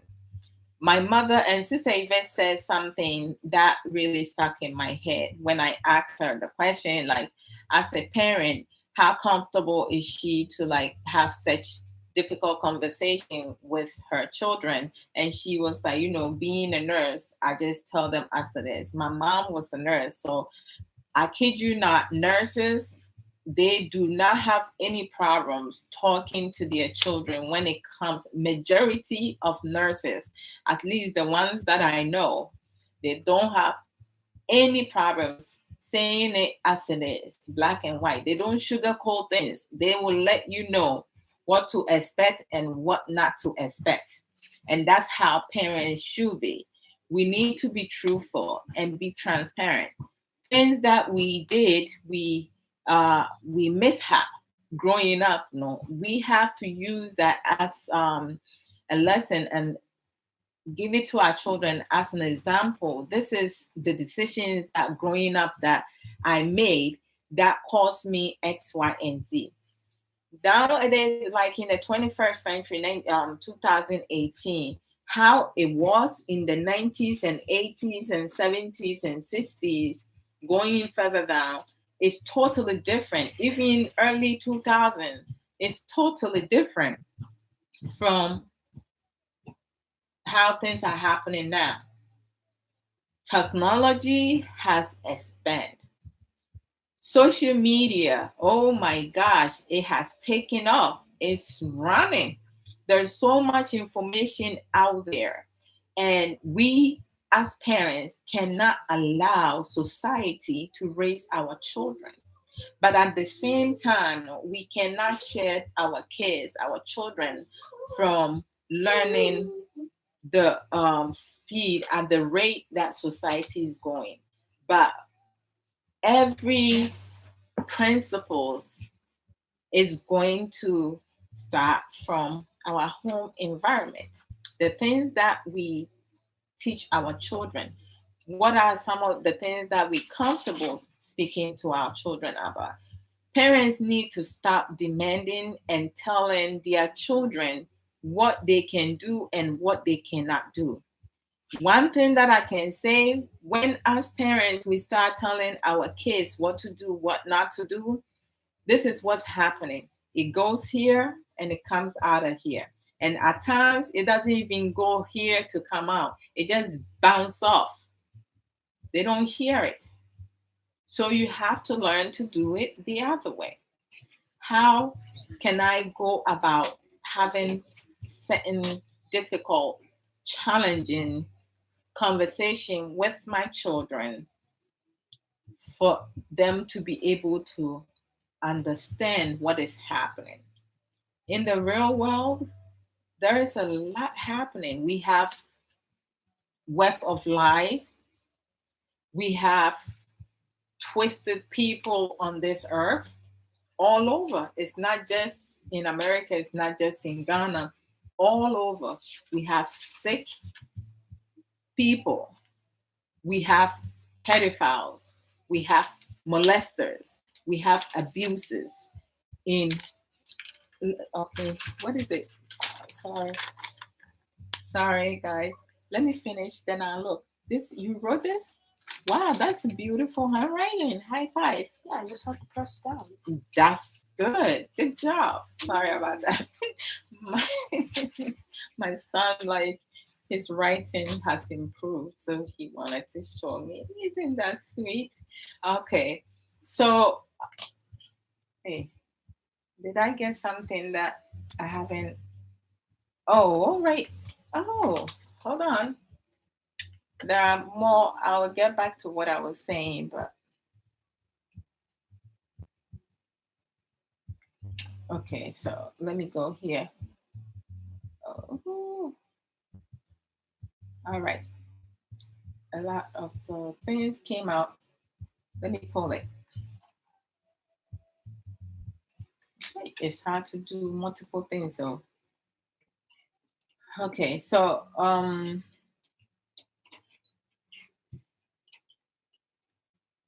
fair talk, a true talk. Let me see. I'm trying to get.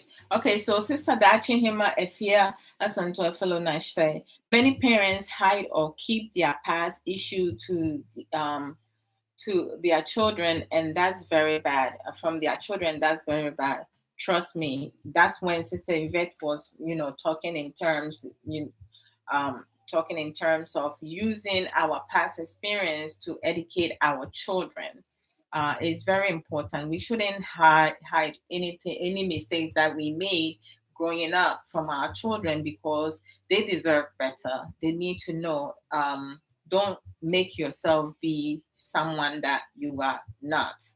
Um, Brother Brian, proud Mama Wednesday Vet was talking. So let me go to more. All right, I read that. I read that. Okay. I read that one. Brother, Brother Cole say now then your program last summer assembly. I like summer, but to say a room too much name from when it's too humid, I don't like it, but I love summer. Um Evangelist or rapper, let me see. Okay. Okay, so Brother Cole say, Venture say Ghanaians and the same comments. Asemu, what do you Okay. Uh, Thank you, Sister Daction Himan said meaning. Brother Cole say, be you ano. Just give us more info on that. Say Ghanaians and the same comments as someone.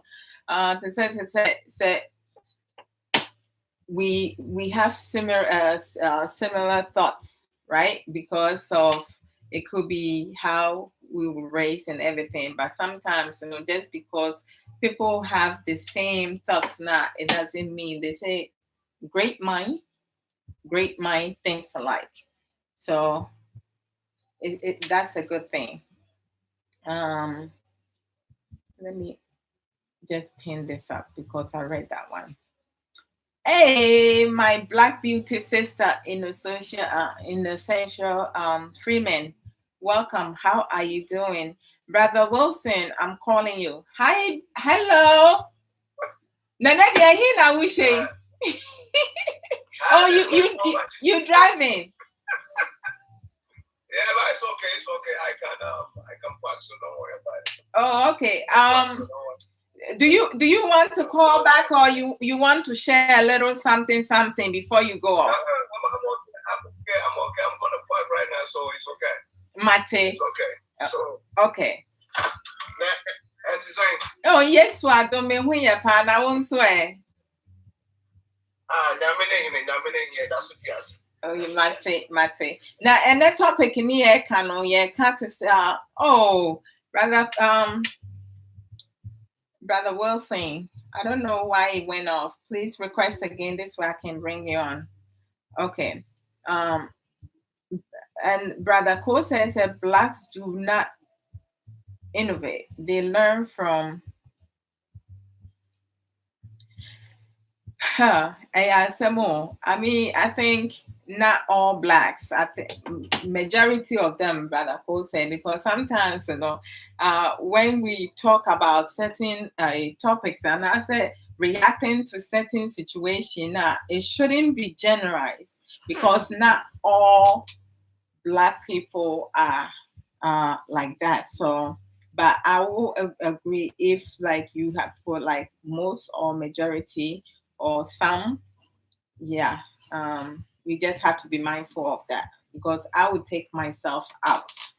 I'm not part of it, and we have a lot of wise and knowledgeable people that also implement that into their daily routine. Mr. Lee said, mothers and fathers need to teach their boys and girls everything from sex to lifestyle. Um, Mr. Lee, I'm not sure if that was typo. Here it says sex your lifestyle. From sex your lifestyle.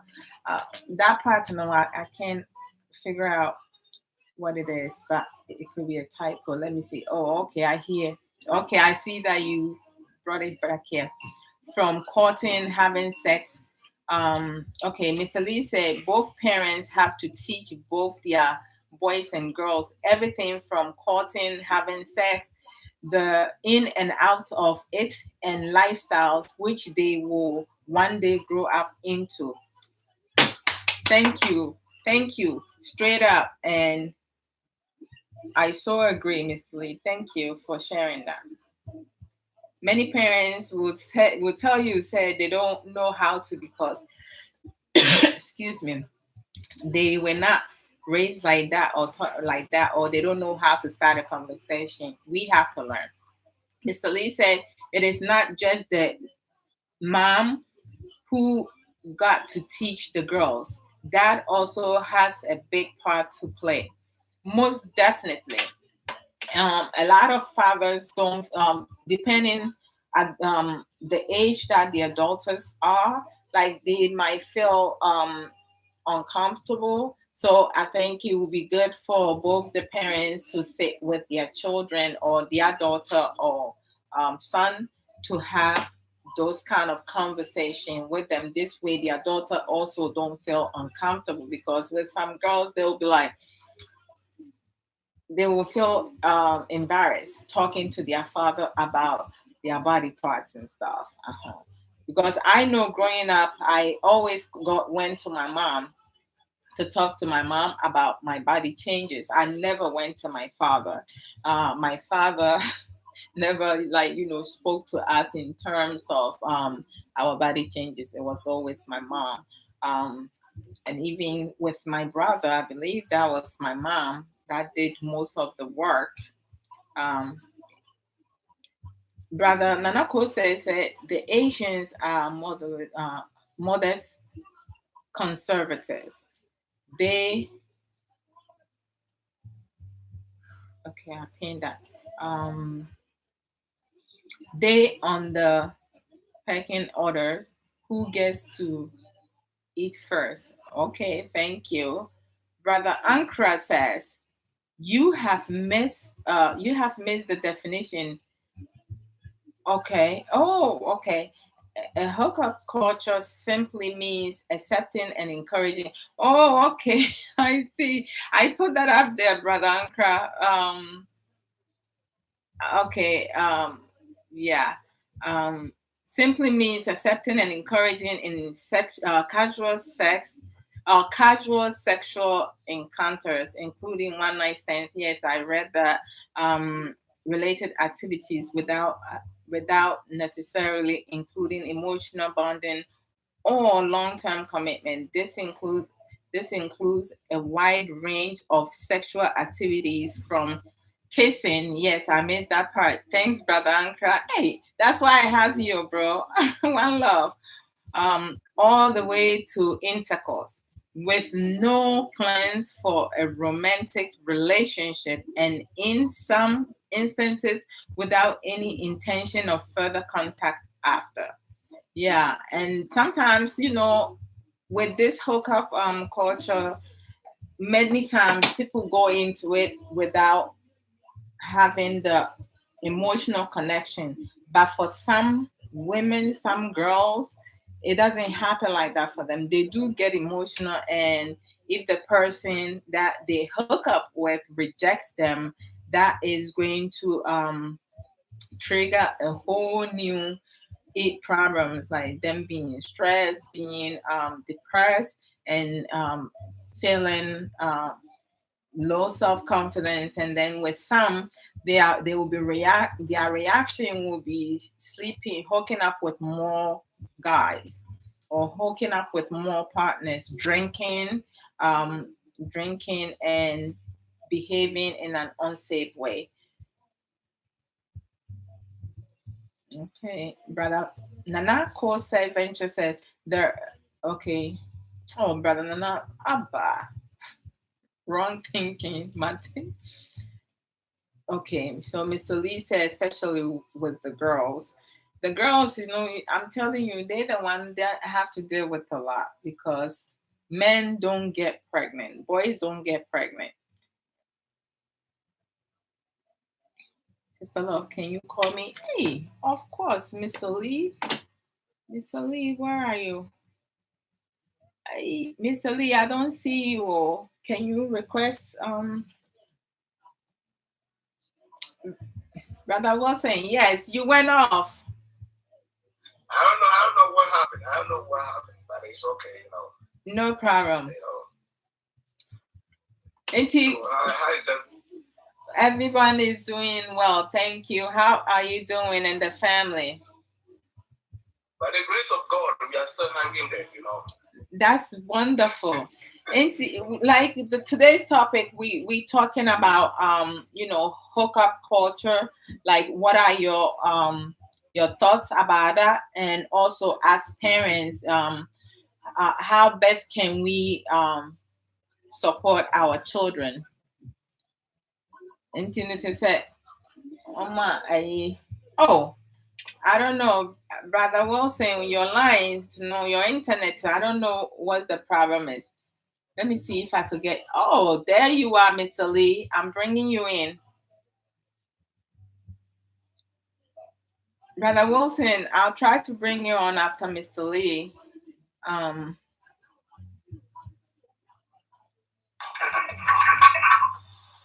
Hi!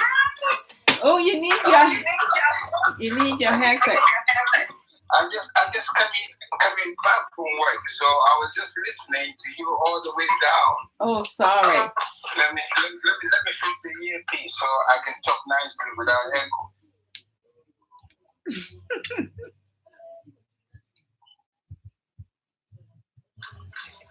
Yeah, say hello to everybody on the line. Oh, hello, Mr. Lee. Good to have you on.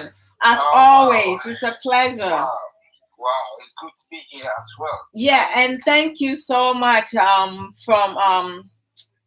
helping to say that, because I know that's really huge. A lot of times people, um, there are so many people when you try to like give them suggestion and stuff, because they will feel so proud of themselves. They feel like, oh, I'm smart enough to know what I'm doing right and what I'm doing wrong. But she took it on, and she's appreciative. So I want to thank you also. Well, you're welcome, and I heard Sister Yvette saying it, and I picked her up with a text, and I appreciate the idea. I love Sister Yvette a lot because her demeanor and the way presents herself and the way she talks. Yes. She always goes around with sense of humor. You understand? That's right. And a person like herself, generalizing it, if you are able as a human being, accept the criticism, Yes. or you can by yourself looking at the shadow in the mirror and think like, what I'm doing is wrong. Do I change it? And you've accepted that what you're doing is wrong. You change, it works. Yes. But if you stay adamant and proud of what you're doing, you never get nowhere. That's right. Look, on your programs, we come and share views. Most definitely. Everybody listen to something. Which one is better, you keep. Which one you feel is not better for you, but probably going to be better for somebody. That somebody keeps. That's right. That's right. This is it. So it's about like we are counseling ourselves. When you got to go see a counselor, pay money for counseling, we getting it free. That's right. This is all the happening or the doing of the Almighty God, because He has given His word, and we have seen that His word is just being misinterpreted or not being used properly or appropriately. Yeah. This is why y'all come on now, and one after the other, better ones are coming out of the ordinary, like yourself. You understand? Yes. So your programs are deep, very, very educated. This is all about what I'm saying. Thank you, Mr. Lee.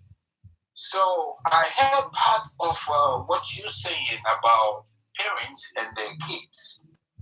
And times we do kind of mistake and say, Mother, you talk to your girls about the do's and don'ts of life in the girls' aspect. So from the father aspect is important also. That's right. It's not about mother talking to the girl.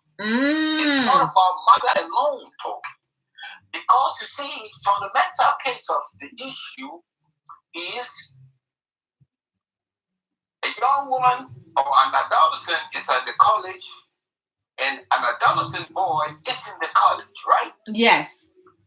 And it takes two to tango.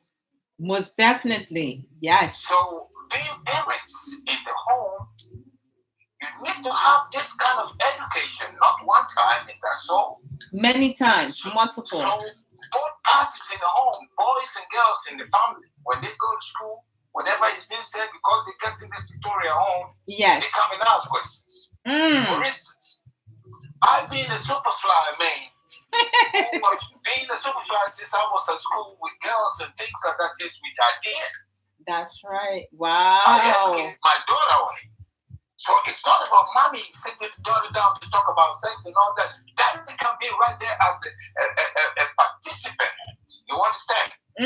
Because a boy comes to say to girls all these three sugar-coated words. That makes her head real because an adolescent, that is the time they all want to experience or exercise a whole lot of things. That's right. The same thing, they read things theoretically, but practically, they don't know. So then you see from 1 to 2, 3 to 4, 5 to 6, and they're coming on. So if you will have to teach the boys that when you go out of your way and you feel like you'll be touching the girl that you're in the class with, that's my girlfriend, you go out, go walk in the park and be touching the kissing. Kissing leads to one thing, and that one thing leads to another. Most definitely, yes. Having sex is one, but the repercussions of sex is another. Daddy, be right there. That's right. Tell the daughter. It's not every man or young man come to tell you all these kind of sweet things and you go open your legs for it. Because what he's going to do is what you are interested in learning to know what it feels like will end you up into trouble. Most definitely, yes. When you go to school, your colleagues will come. Oh man, you're a beautiful girl. Hey girl, I want to be the man with you, you know? Yes. And I advise my guy to ask a boy who can't say that I'm beautiful. What do you want? All I said did happen on the time when she was like listening to daddy halfway and want to try something to see what daddy says is right. Yes. Boyfriend, yeah, okay. So boyfriend on and on, boyfriend one. Let's go to the movie, right? Yes. Okay. Now from movie, he was trying to, be a bit of like trying to figure out things with his hands. You can't do that. We are, come on, this is where we have to start something, we can do something today. My mom is not even home. Wow. You see, dad is going to work and he's working overnight. Mom is gone and the house is for me and you, so we're going home. After the movie, so we're going home. Because I've already told her all this. And now said, after all that, when he has gone with you and the use of your rectangle, this is it. He switches over from you and to another girl, and then you say, oh my God, I've got a broken hand. Once you learn how you going to have a broken hand, I call it playing something, and a boy in the school is just playing games with y'all. So that rectangle time is when you are ready, and the boy is ready as a man to come and have a piece of cake. Wow. So then I'll say to her, if a man has that and you refuse and he get boom angry, then of course he is not in for love. He come in to test your rectangle. That's right. So she's got this thing in her bag. I was like, Daddy have said something. I want to see the fact of the matter. Oh, come on, man. Look how hard on I've got in my pants. A boy of 17, 18. They know about everything, so we don't need to hide secrets. Like, you don't talk deep down with your boy and tell the boy that when you have that sex scene with a girl, enjoy yourself for sex sake, sometimes the sperm that you discharge got problems. That's right. In it, and it's going to bring a huge problem for you. Yes. You understand? Yes. In schools, they teach them how to use condoms and all that to avoid teenage pregnancy. Oh, yeah. Physical health class. Condoms are no good. They really want to test flesh to flesh to see what the real case part of the matter is. You understand? They want raw. So when she said, no, this is not going to come out because we're still at school. If I got pregnant, who is going to take charge of it? He said, no. Come on, you're not going to get pregnant. Only one day not. Say, no, one day can make a difference. Yeah, and some of them practice the pull out. No, the pull out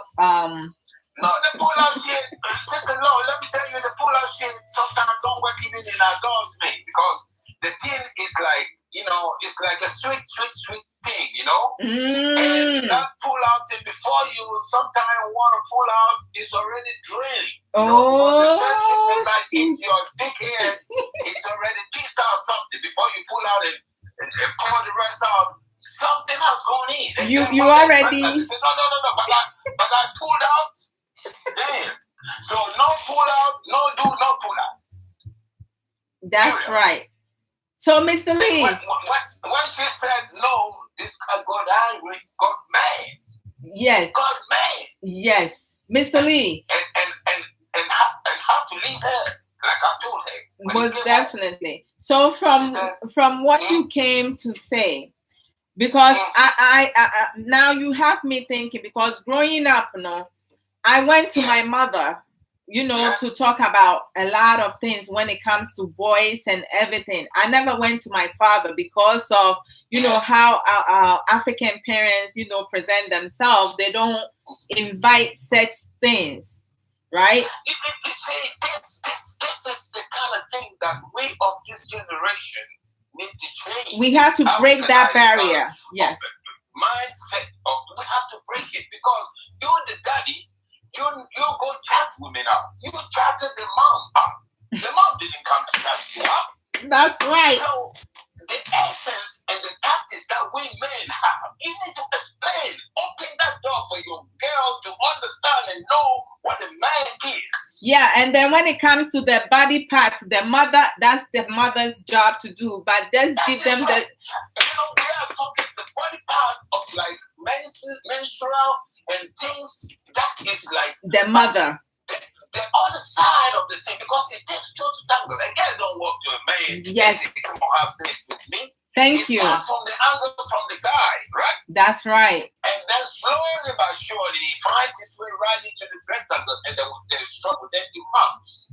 So if your girl knows already that this guy will come and tell me, I want to be my girlfriend. Okay, you are my friend. We are schoolmates. Fine, we can do that. And then if you want to go exploring boobs, and want to go exploring kisses and all that, you want to list to another. You make your girl understand that when you are touching hands and kissing, it leads to sensual feelings. And when this kind of sensual feelings start coming in, it leads to something else. That's right. Because then it reaches to a marginalized line that you don't have no control of yourself. That's right. Because it has come to pass that your body is lean. You want something round into the warmth of your vagina. That's because right. they are human beings. And they are more young and more active than what some elders are. You understand? Yeah, and she's gonna let herself go. But if you have told her everything, and then the guy is just trying to have these kisses and touch boobs and going down there, she will know. She will know how to respond. She will know how to respond. We are out of school. Let's finish school, get ourselves jobs, and then we can see if you want to marry me or we want to live together. Come see parents and let's get it on better. This time it's not. Because if I get pregnant and you don't get pregnant, you continue with your education and I drop out with a baby. Now you're retarding my process in life. Most definitely, yes. Daddy need to impact the girl with that. And then to his boys say, look, boys, if y'all go, I love you, touching the girls and putting your dick inside their bosoms and having sex, without my knowledge, you think you're doing something for a real good time. Trust me, you're gonna pregnant somebody's daughter. Most definitely. And when that pregnancy comes to my home, and they come to ask about, she said, he did it. I am not going to say, no. Whatever you say you didn't do. That's right. Because your name have been mentioned. Yes. I'm going to take it. When I take it, you get your ass out of school because you're an adult. Yes. And then you're going to come into work with me so you can take care of your wife and you can take care of a child. Yes. Because that thing, ask your mom. I got to an age of marrying before I go to your mama. That's right. So if you go to school and you see this beautiful girl, you can't be just friends. I mean, you've done the best to not impact that kind of knowledge into their heads, right? Yes. So if they will go to school in turn, a lot of times, what you said will be a deterrent. Yes. What you've told them will be a deterrent. How aggressive they're going to be, they will think that my daddy said that. Because if I had a kid, right now, as I'm 17, I'm 18, I'm 19, what am I going to do? Am I going to drop out from my education and go try to work? Take care of my wife and the kid? Then something comes on in there in your head. But you see, daddy don't talk about it because daddy don't want even the daughter to know that he has been having sex with the mom. But how did you bring them up to the world? Yeah. And how will she understand if another man out there is trying to chat her into having sex? So it's a purely straight up dad's job. Get this kind of thing on his children. Talk to your girls about it, talk to your boys about it. So if they go out and something is like ridiculing in their head, they come to you, Daddy. This is what I hate. This is what they said at school. How do you think about it? Now you see, they've got a source where they will come and take all advice. Mr. Lee, it's like my brain right now. It's like so alert. It's processing all this because you know what they said. You just expanded my thinking now because normally as women we will feel that it's our duty to educate our daughters and it's the father's duty to educate the son. But you are so right. It's very important for both parents to be able to educate their child. See, both of them. These are the reason why the girl will cross the line and get pregnant. Because the tutorial given to her by mom was only you have to be careful with your blah blah blah with the boy, and that's all. And most of the time boys Fathers don't talk to their boys about what I'm talking That's about. right. Boys are left on their own. So it's this kind of boys who want to go exploring. Seeing these girls at school, and because they are adolescent, it gets to an age where if a girl starts maturing, she is active. That's right. And then as active as she is, this spoiled boy who is also like dreaming, having fantasy of all this kind of thing, because that is sometimes thing, like if the boy is 14, 15, 16, 17, they don't know shit. They so do. They do. They know it all. That is, don't get deceived. They know it all. Then they go pursuing these girls at school. Hey, come on, baby. So you will say at break time, this one with the girlfriend, that one with the girlfriend, that one with the girlfriend. And then what happens? Yeah. Sometimes they go on the Love Avenue, on the Love Lane, and then in touching, kissing, they're going to have a quickie in the bush. That's right. That's right. Your daughter comes home, she's not going to say a word about it. She's not going to breathe a word about it. No. So, Mr. Lee, since you're there, I need you, what do you tell parents who always procrastinate in terms of when is the right time to educate their children, to talk to their children, sit with their children and talk to them? Because many of them will be, oh, he's only 12, he's only 14, or she's only this. What can you tell parents for us to be more proactive from early age to educate our kids and making sure that the foundation that they have when they're not home with us, they outside, they out in society, they know when to make the right decisions without putting themselves into situation because of peer pressure? You see, peer pressure can be killed from the home before your child goes in amongst the colleagues at school. Yes. Because from the school is where that kind of peer pressure takes off. Because you have not killed that spirit of peer pressure right there at the school. Because you say to your child, you see, you go to school. When I was at school, this is what they were telling me to do. They put pressure, but I did it. And most of the boys who were doing this, let's go smoke, let's go drink. Some are now alcoholics. Some are now like smokers non-stop. And look at me. That's right. You think if I have done that, I will be. You see, you put yourself as an example when you are educating your child. This is why I said to somebody the last time, I said, somebody's going to be a role model. How somebody dresses is going to be a role model to our kids. I said, nobody going to be a role model for my kids. Yeah, I will be the role model. Yeah, that's right. The role model. So that's right. Shut up your eyes, and if you expect somebody out there like that singer is not dressed proper, they say polo is not helping the new generation. I said, come on, man. You in your home as a mother is that kind of example for your daughters. Yeah, parents, it's our responsibility. Yep. That kind of example for your boys. What you do, they watch. What you say, they listen. And they follow suit. And they also listen, they also pay attention to the things you're not saying. That is what's happening. That's the problem. The things you're not saying, they pay more attention to that. Of course, yes. Me, for one, what I would say to parents is, when you plant an udum tree in this young age, you can uproot it and transfer it anywhere you want to plant it again. Most definitely, yes. If you plant a mahogany tree, you can pick it up anytime as it's young and plant it anywhere. Yes. But when you wait and the years lapse and the tree starts growing huge and big, how can you transplant it? That's right. You can't even cut that huge middle of the tree, that even pluck it down. So when they are young, let's be open. Let's have that kind of dialogue with our kids at time. It's not one time. Oh,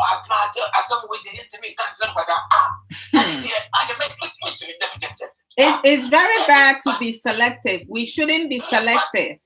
But as a dad, if you are not able to talk to your daughter or in this kind of gap, so your daughter will come and say, there is a guy in the school always telling me he wanna kiss me, He said, yes. Then you explain that kissing thing. This is what it leads to. That's right. That romancing thing. That's what it leads to. So if you feel that feeling in you, don't go in there and have it. Mind your feelings and get yourself a certificate which will enable you to be a woman on your 2 feet. That's right. A good job. Then this kind of thing will come and you will have it in abundance. You will never even want it no more. That's right. You understand? Welcome, so Brother Harry. Educating our kids from infancy about this sort of things, because it's things that they will grow in to become and things that will live in when they grow up. That's right. When you have impacted them with this kind of knowledge, you feel by yourself that even if they will go to do something, they will be cautious. Yes. Yes. They will be cautious. You have to empower them. You have to empower them to make the right decisions. When they go to school and the peer pressure is kind of coming up from left, right. My daddy said to me, I know of a boy, and he said, my daddy said that is not good. I ain't going to do that. Most definitely. It comes to daddy, you know what is happening in school? I didn't change the school because they were like, it's getting to a case of like bullying. So I want you to change it. And don't change because he don't want it. Yes. Daddy has standard it, no matter what. The mother went to the school and pointed out some girls to the headmistress and said, I'm telling my girl to do this, to do that, to do this, to do that. Yes. My girl don't want it. She has spoken to me so many times, and I think it's that time I come to have a one-on-one discussion with you. So you could tell those girls, if they have their way to do whatever they think is fine for them, they should leave my daughter alone. Because she came here to study, not to learn antics, extraordinary from other girls. And this girl was left alone. Because, she has been impacted from home already. That's right. So all I'm saying is, parents, don't let us, daddy don't sit and say, oh, mommy is the one to talk about it. No. You are there. They are all your kids. That's Boys right. and girls are all yours. And whatever happened in lifetime, and no daddy over there will tell me when they were at school, they never did what I'm saying. That's right.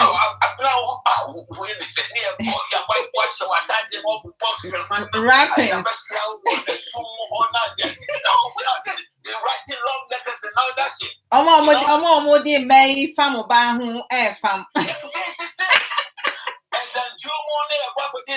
then because 10 times we don't know what we're doing because we think we are just following our egos. But this is 21st century. Those egoistic things, and they are how they now. Most definitely, yes. Yes. We strive, have to go to school. No, now, yet to me, go to then it's another problem. You understand? Boy, no, yes, I know. He's gone. He's just on his own. Going after his career. You understand? Yes. So we need this kind of thing, seriously. Sister Cecilia said, hey, Mr. Lee. He's speaking the truth. Wow, sister Love. So you see, OG is an old gangster. And if you have been to hell and back, you know what is in hell. You understand? Yes. And when you are talking about what is in hell, is your experience. It's not like hearsay or hear talk. No, it's experience. Most definitely. And once you've got that experience and impacting it onto somebody, I tell my boys, I say, man, look at me. Do you think I'm just like a bomb on the street? No, look at me right now. When I tell you I did all before. So then you look at me and listen and understand what I'm saying. You've been there, done that. Yes, I grew to the life where I am before I moved into have a woman with me. Yes. So if you will also have to take your time, bravo, I will support you in any time when you've gone to that level where you say, Daddy, this is it, I want to be, and I will be right there to help you. But if you cross the line, well, I will never say you don't cross the line, but I've already told you the consequences when you cross the line. Yes. So welcome to hell. It's the real world. Do you understand? Yes. So me for one, it's not about shouting. It's not about anger. It's not about talking harshly to the kids.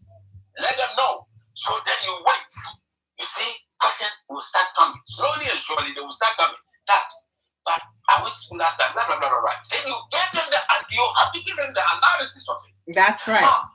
What baby say, I'm going, was so beautiful, and also so wonderful. How did you feel about it? And now, baby, so you exploit it. When the daughter is having the confidence of you, the mom, or the dad, say yes, that thing that you felt, can lead you to do something else, and something can lead to something else. But most parents in our society will be like, "Shut up, you a bad girl." You say this is what is killing us. Once or your bad girl, I didn't know anything. Also, yes. You understand? So that feelings, man. What are you talking about? Yes. Mom, when you say that, don't you tell your daughter is left 14 over 14 pounds? No, I ain't very happy. Hey, Mr. Lee, I think that this program I have to bring part 2. Why you acting? Let's take this thing very seriously. This program is not just an easy program. Let's take it seriously. Yes. Because that's what thing. Why you acting? Hey, behind you going to sleep, this mobile phone sleep your man out there. Most definitely, yes. Now it's becoming a carry-on culture. It's almost like some more. Well, yes. And then when you have opened the door, and like a piece in their heads, as like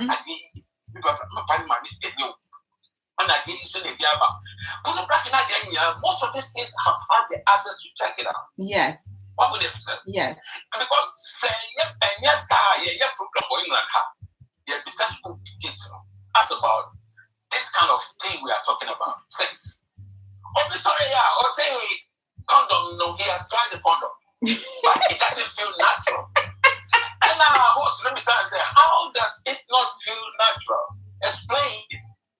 Also, you see, when you are touching your hand to your skin, it feels different. The condom is like, the condom is like separating your skin to the woman's skin. Therefore, you don't feel nothing. But at the end of the day, because you are touching, but they want to have them, and they say that real feeling brings about pregnancy. That's right. That's right. You understand? Yes. So these are the times when we have to wake up as moms and dads.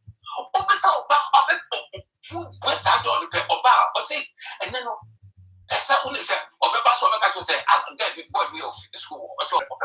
yeah. Boyfriend. Now I tell you, boyfriend is what it brings about. Ordinance of the cow. Now be careful, because that thing you felt will lead you to something, and something will lead to something. You don't want to say, because then after that time you can't control yourself. No, what can some that was that woman, not what? Yeah. Then you pregnant. Now we are baby. We try a year. I said that. And to what exactly was sipping or banner of or yes, I will feel it then. Okay, you see what I'm saying? Exploit. What that is some people now we are from 20 who goes to say no. Then I agree. Honestly, you see what I told you. Please be careful, because I see how which will be safe. That's right. Fly high.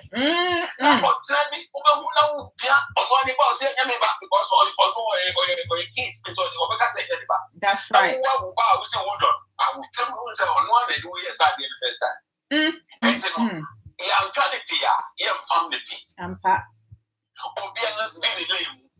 Boyfriend and girlfriendship, like talking, holding hands, fine. But that magnetic thing cancelled. Remember, baby, I first said, I'll wait to me, I'll worry, no more worry, and they are blessed from That's right. But prior to that, we are under scrutiny. Thank you, Mr. Lee. It does not go on. It does not go on in our homes. Just that my drama will be because we are having a program. That's it. I will do part 2. I'll bring part 2 Friday morning, because Saturday, by the grace of God, I won't be coming live. I have some things that I need to take care of. So by the grace of God, Friday morning, I will bring part 2 of this topic. That's right. Because and it's very most our important. Ghanaian parents, We need to stop that. That's right.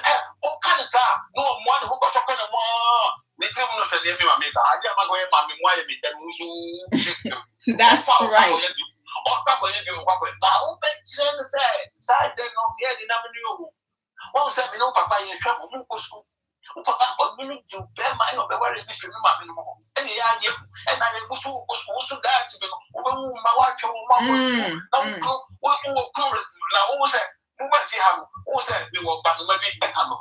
That's right.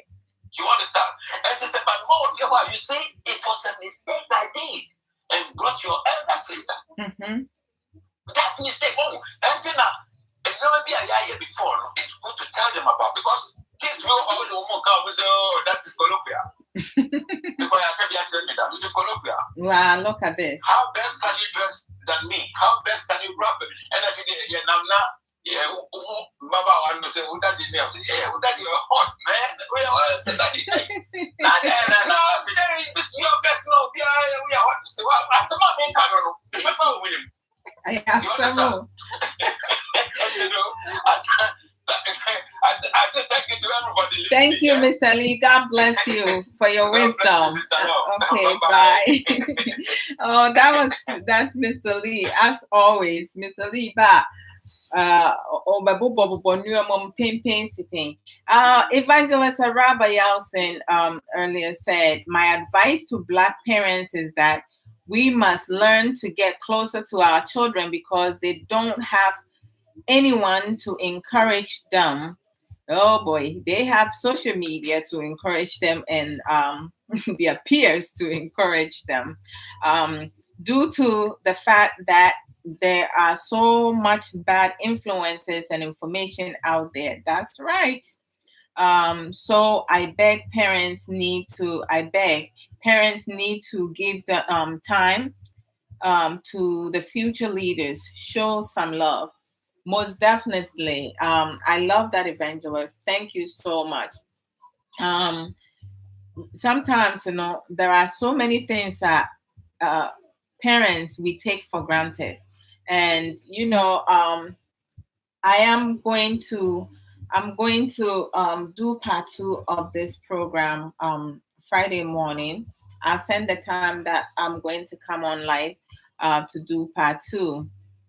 Tell them, hello, my knowledgeable, beautiful sister, Akosia Williams. Welcome.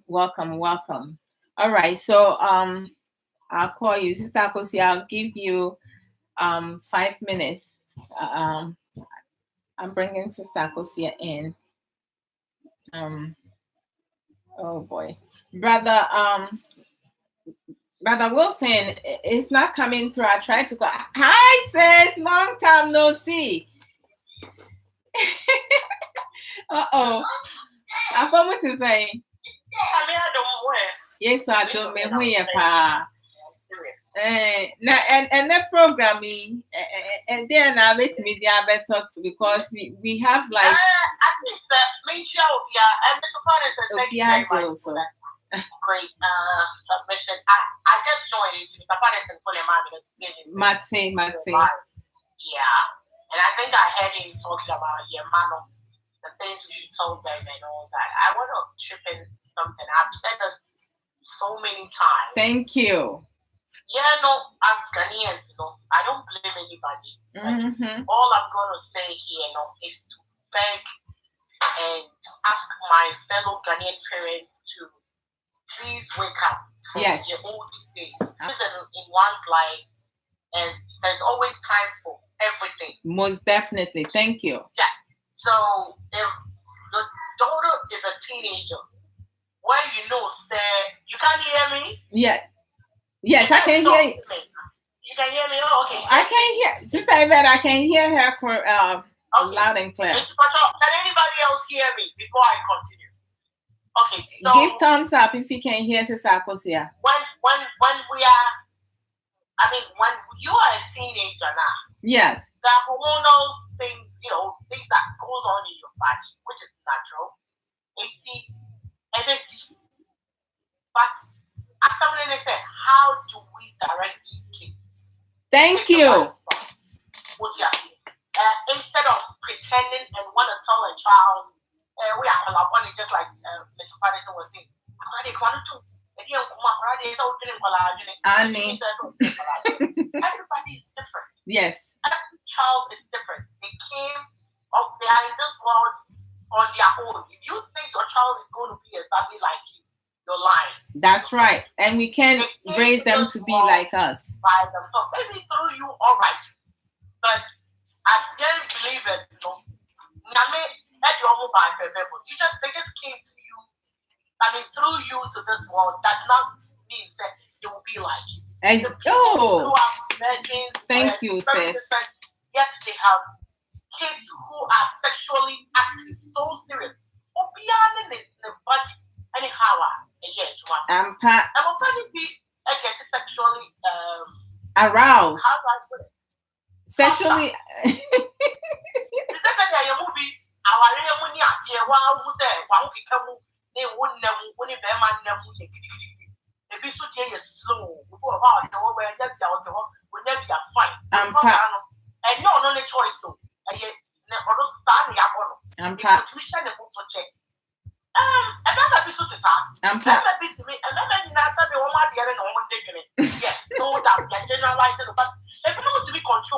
Yes. Not because they are good men, it's because how they were created. Even though I didn't so almost me making conscious effort say me never and yet it's say it to me, Emma, if we are saying young Ghana 42 you die for critical final.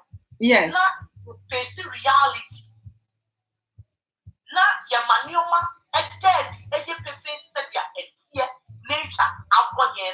Yes.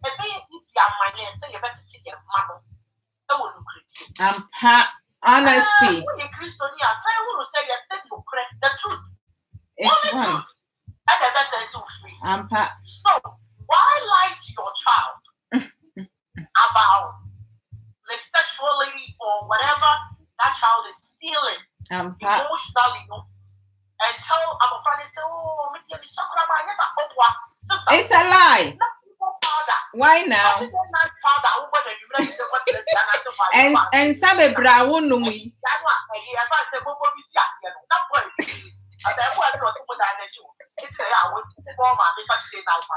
Oh. Why were you doing that? The girls and boys need to know your child. Please find time or make time to know the child that you have given birth to. That's right. How they are growing on nature, the type of person they are. Get to know their taste, their way of thinking, and then help them, guide them through life. And their capability. Oh. Sis, thank you.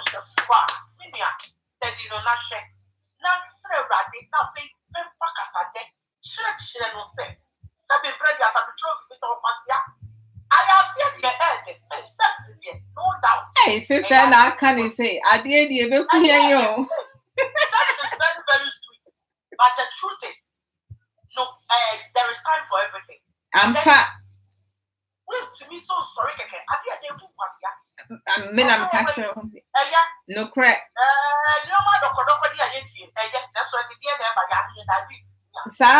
Perfect. Good.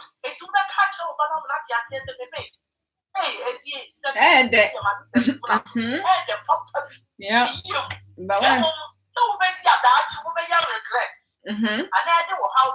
And on Tiniaka.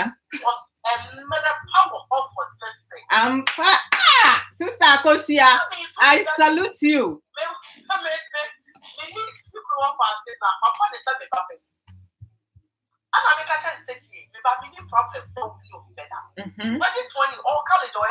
You see?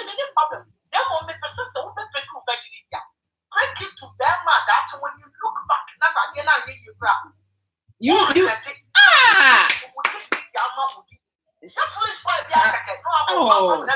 Sa pepe. No correct. Baby. Oh. And I'm a problem some jam. So good.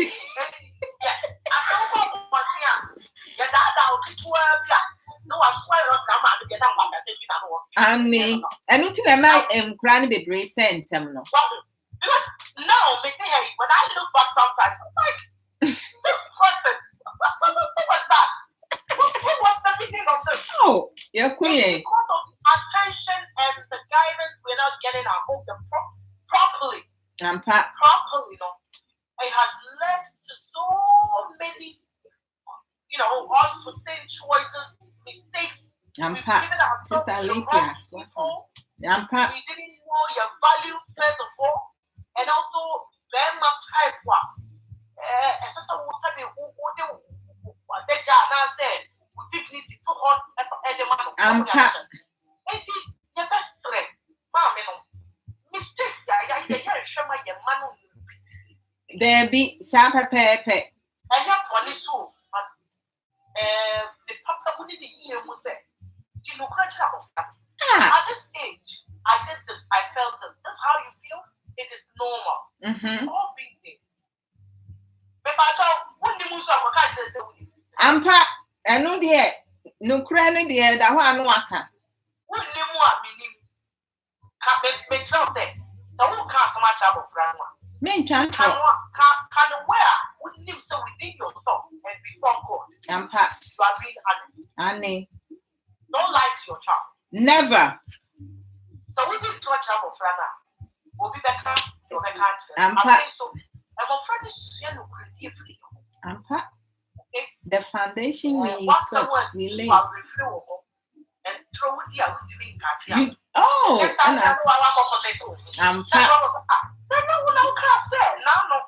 please. Stick to the truth.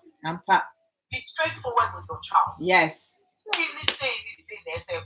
Maybe 13 years old, maybe 14 years old. Also, one thing, let's go.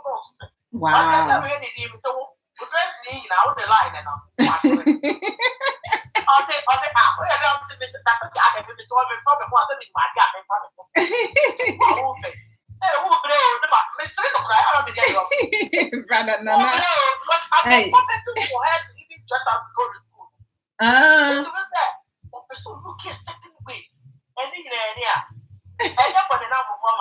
it's for those small boys around, which I don't see that to be a problem. Yes.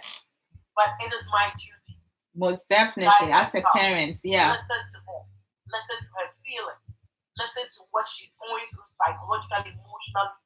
How about a week ago, it's not about any low self-esteem, in fact. Do I think she's pretty? Wow. I was like,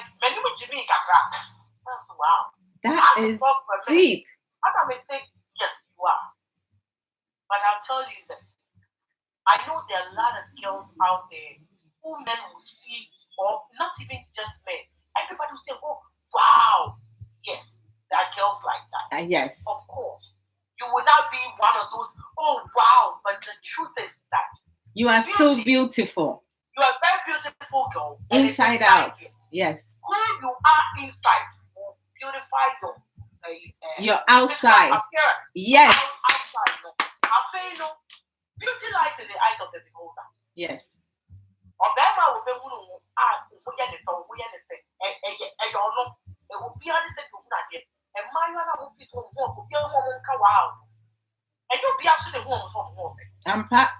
Good.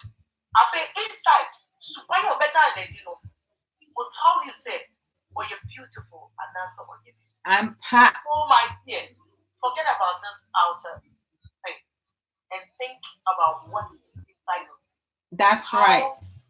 You live your life, your attitude towards Sister Akosia is concluding for me for today. We will continue this topic Friday morning. Annie, you're concluding today. It is important. It is very important to learn as adults, be honest, the mistakes we've made to direct our kids, That's right. The things we have learned after years as we go through life and learn from our mistakes, from other people's mistakes, and around the world, to direct these kids through it so they don't make those same mistakes. Amen to that.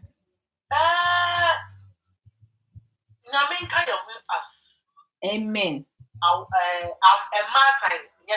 Annie, I will form. How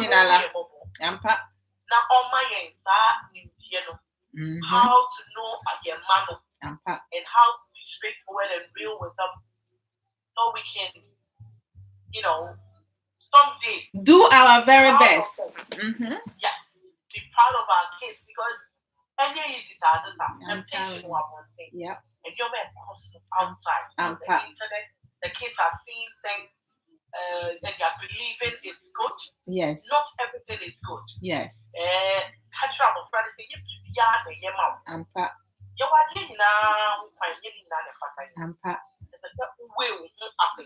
That's right.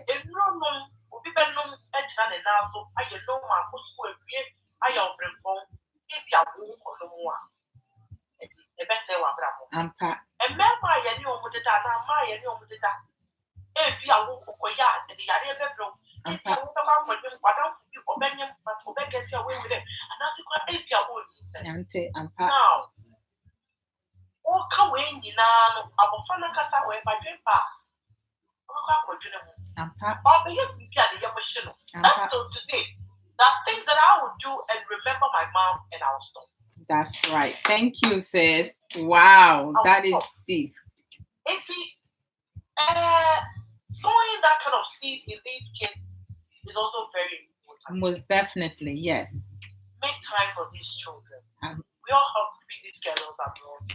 But well said. Even listen to them and let them tell you how they feel. They're expressing themselves. Yes. Regardless of what. That's right. And guide these kids through life. And I know that someday, that's right. Amen. Wow, Monica. Thank you. Thank you, sis. Very much. I think I just popped up. Oh, thank you, sis. Because I'm ending off with you, and Friday we will pick up and talk more about Christianity and other stuff. Okay. Yes, thank you. I'll catch you on Friday. No problem. When you coming on? I don't see your name. Your name is not popping up. What they're like? Yes. So, but are we not friends on Facebook? No, and I don't get you when you come on. I don't get it. I don't. Oh my God. Okay, maybe I check. Mate. So, thank you for coming on. God bless. And we'll talk more, all right? Sure.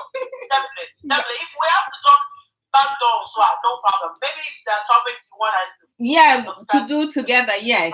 No problem. Thank you, sis. Wow. One love. Thank you for the good work. Thank you. You too. Bye. Bye. That's Sister Akosia Williams. So I'm going to end with her wisdom with her she concluded the program for me today. I want to thank each and every one of you. One love as always, positive energy. I apologize for those whom I was not able to acknowledge your name. It's not intentional. And I love you guys one and the same. I want to thank all my friends, my supporters out there, my family members, and all the love that I'm getting. It's good for us to have such conversation. This is very important when it comes to hookups culture. It's a broadened topic, and we're not going to finish. We did not finish today because there's a lot of information that I was not able to share because I have a lot of knowledgeable, wise friends and family that came on. Sister Yvette, I truly appreciate and love you very much, Sister Cecilia. I love you and appreciate you, Mr. Lee. I love you and appreciate you, Sister Akosia Williams. I love you and appreciate you. I love each and every one of you. I appreciate all of you, Brother Ankara, your comments. Sister Tina, Evangelist Araba, Pastor Patient. Like, if I have to go by name, I'm going to. It's not going to be fair. Boss Lady, Sister Mama Tess, all of you, I truly appreciate each and every one of you. God bless each and every one of you. Take care of yourself. Tune in Friday morning, 9:30 a.m. US time. I'll be on, and then we'll do part 2 of Hookups and how best can parents will respond to this and educating our children. So thank you. One love. Bye.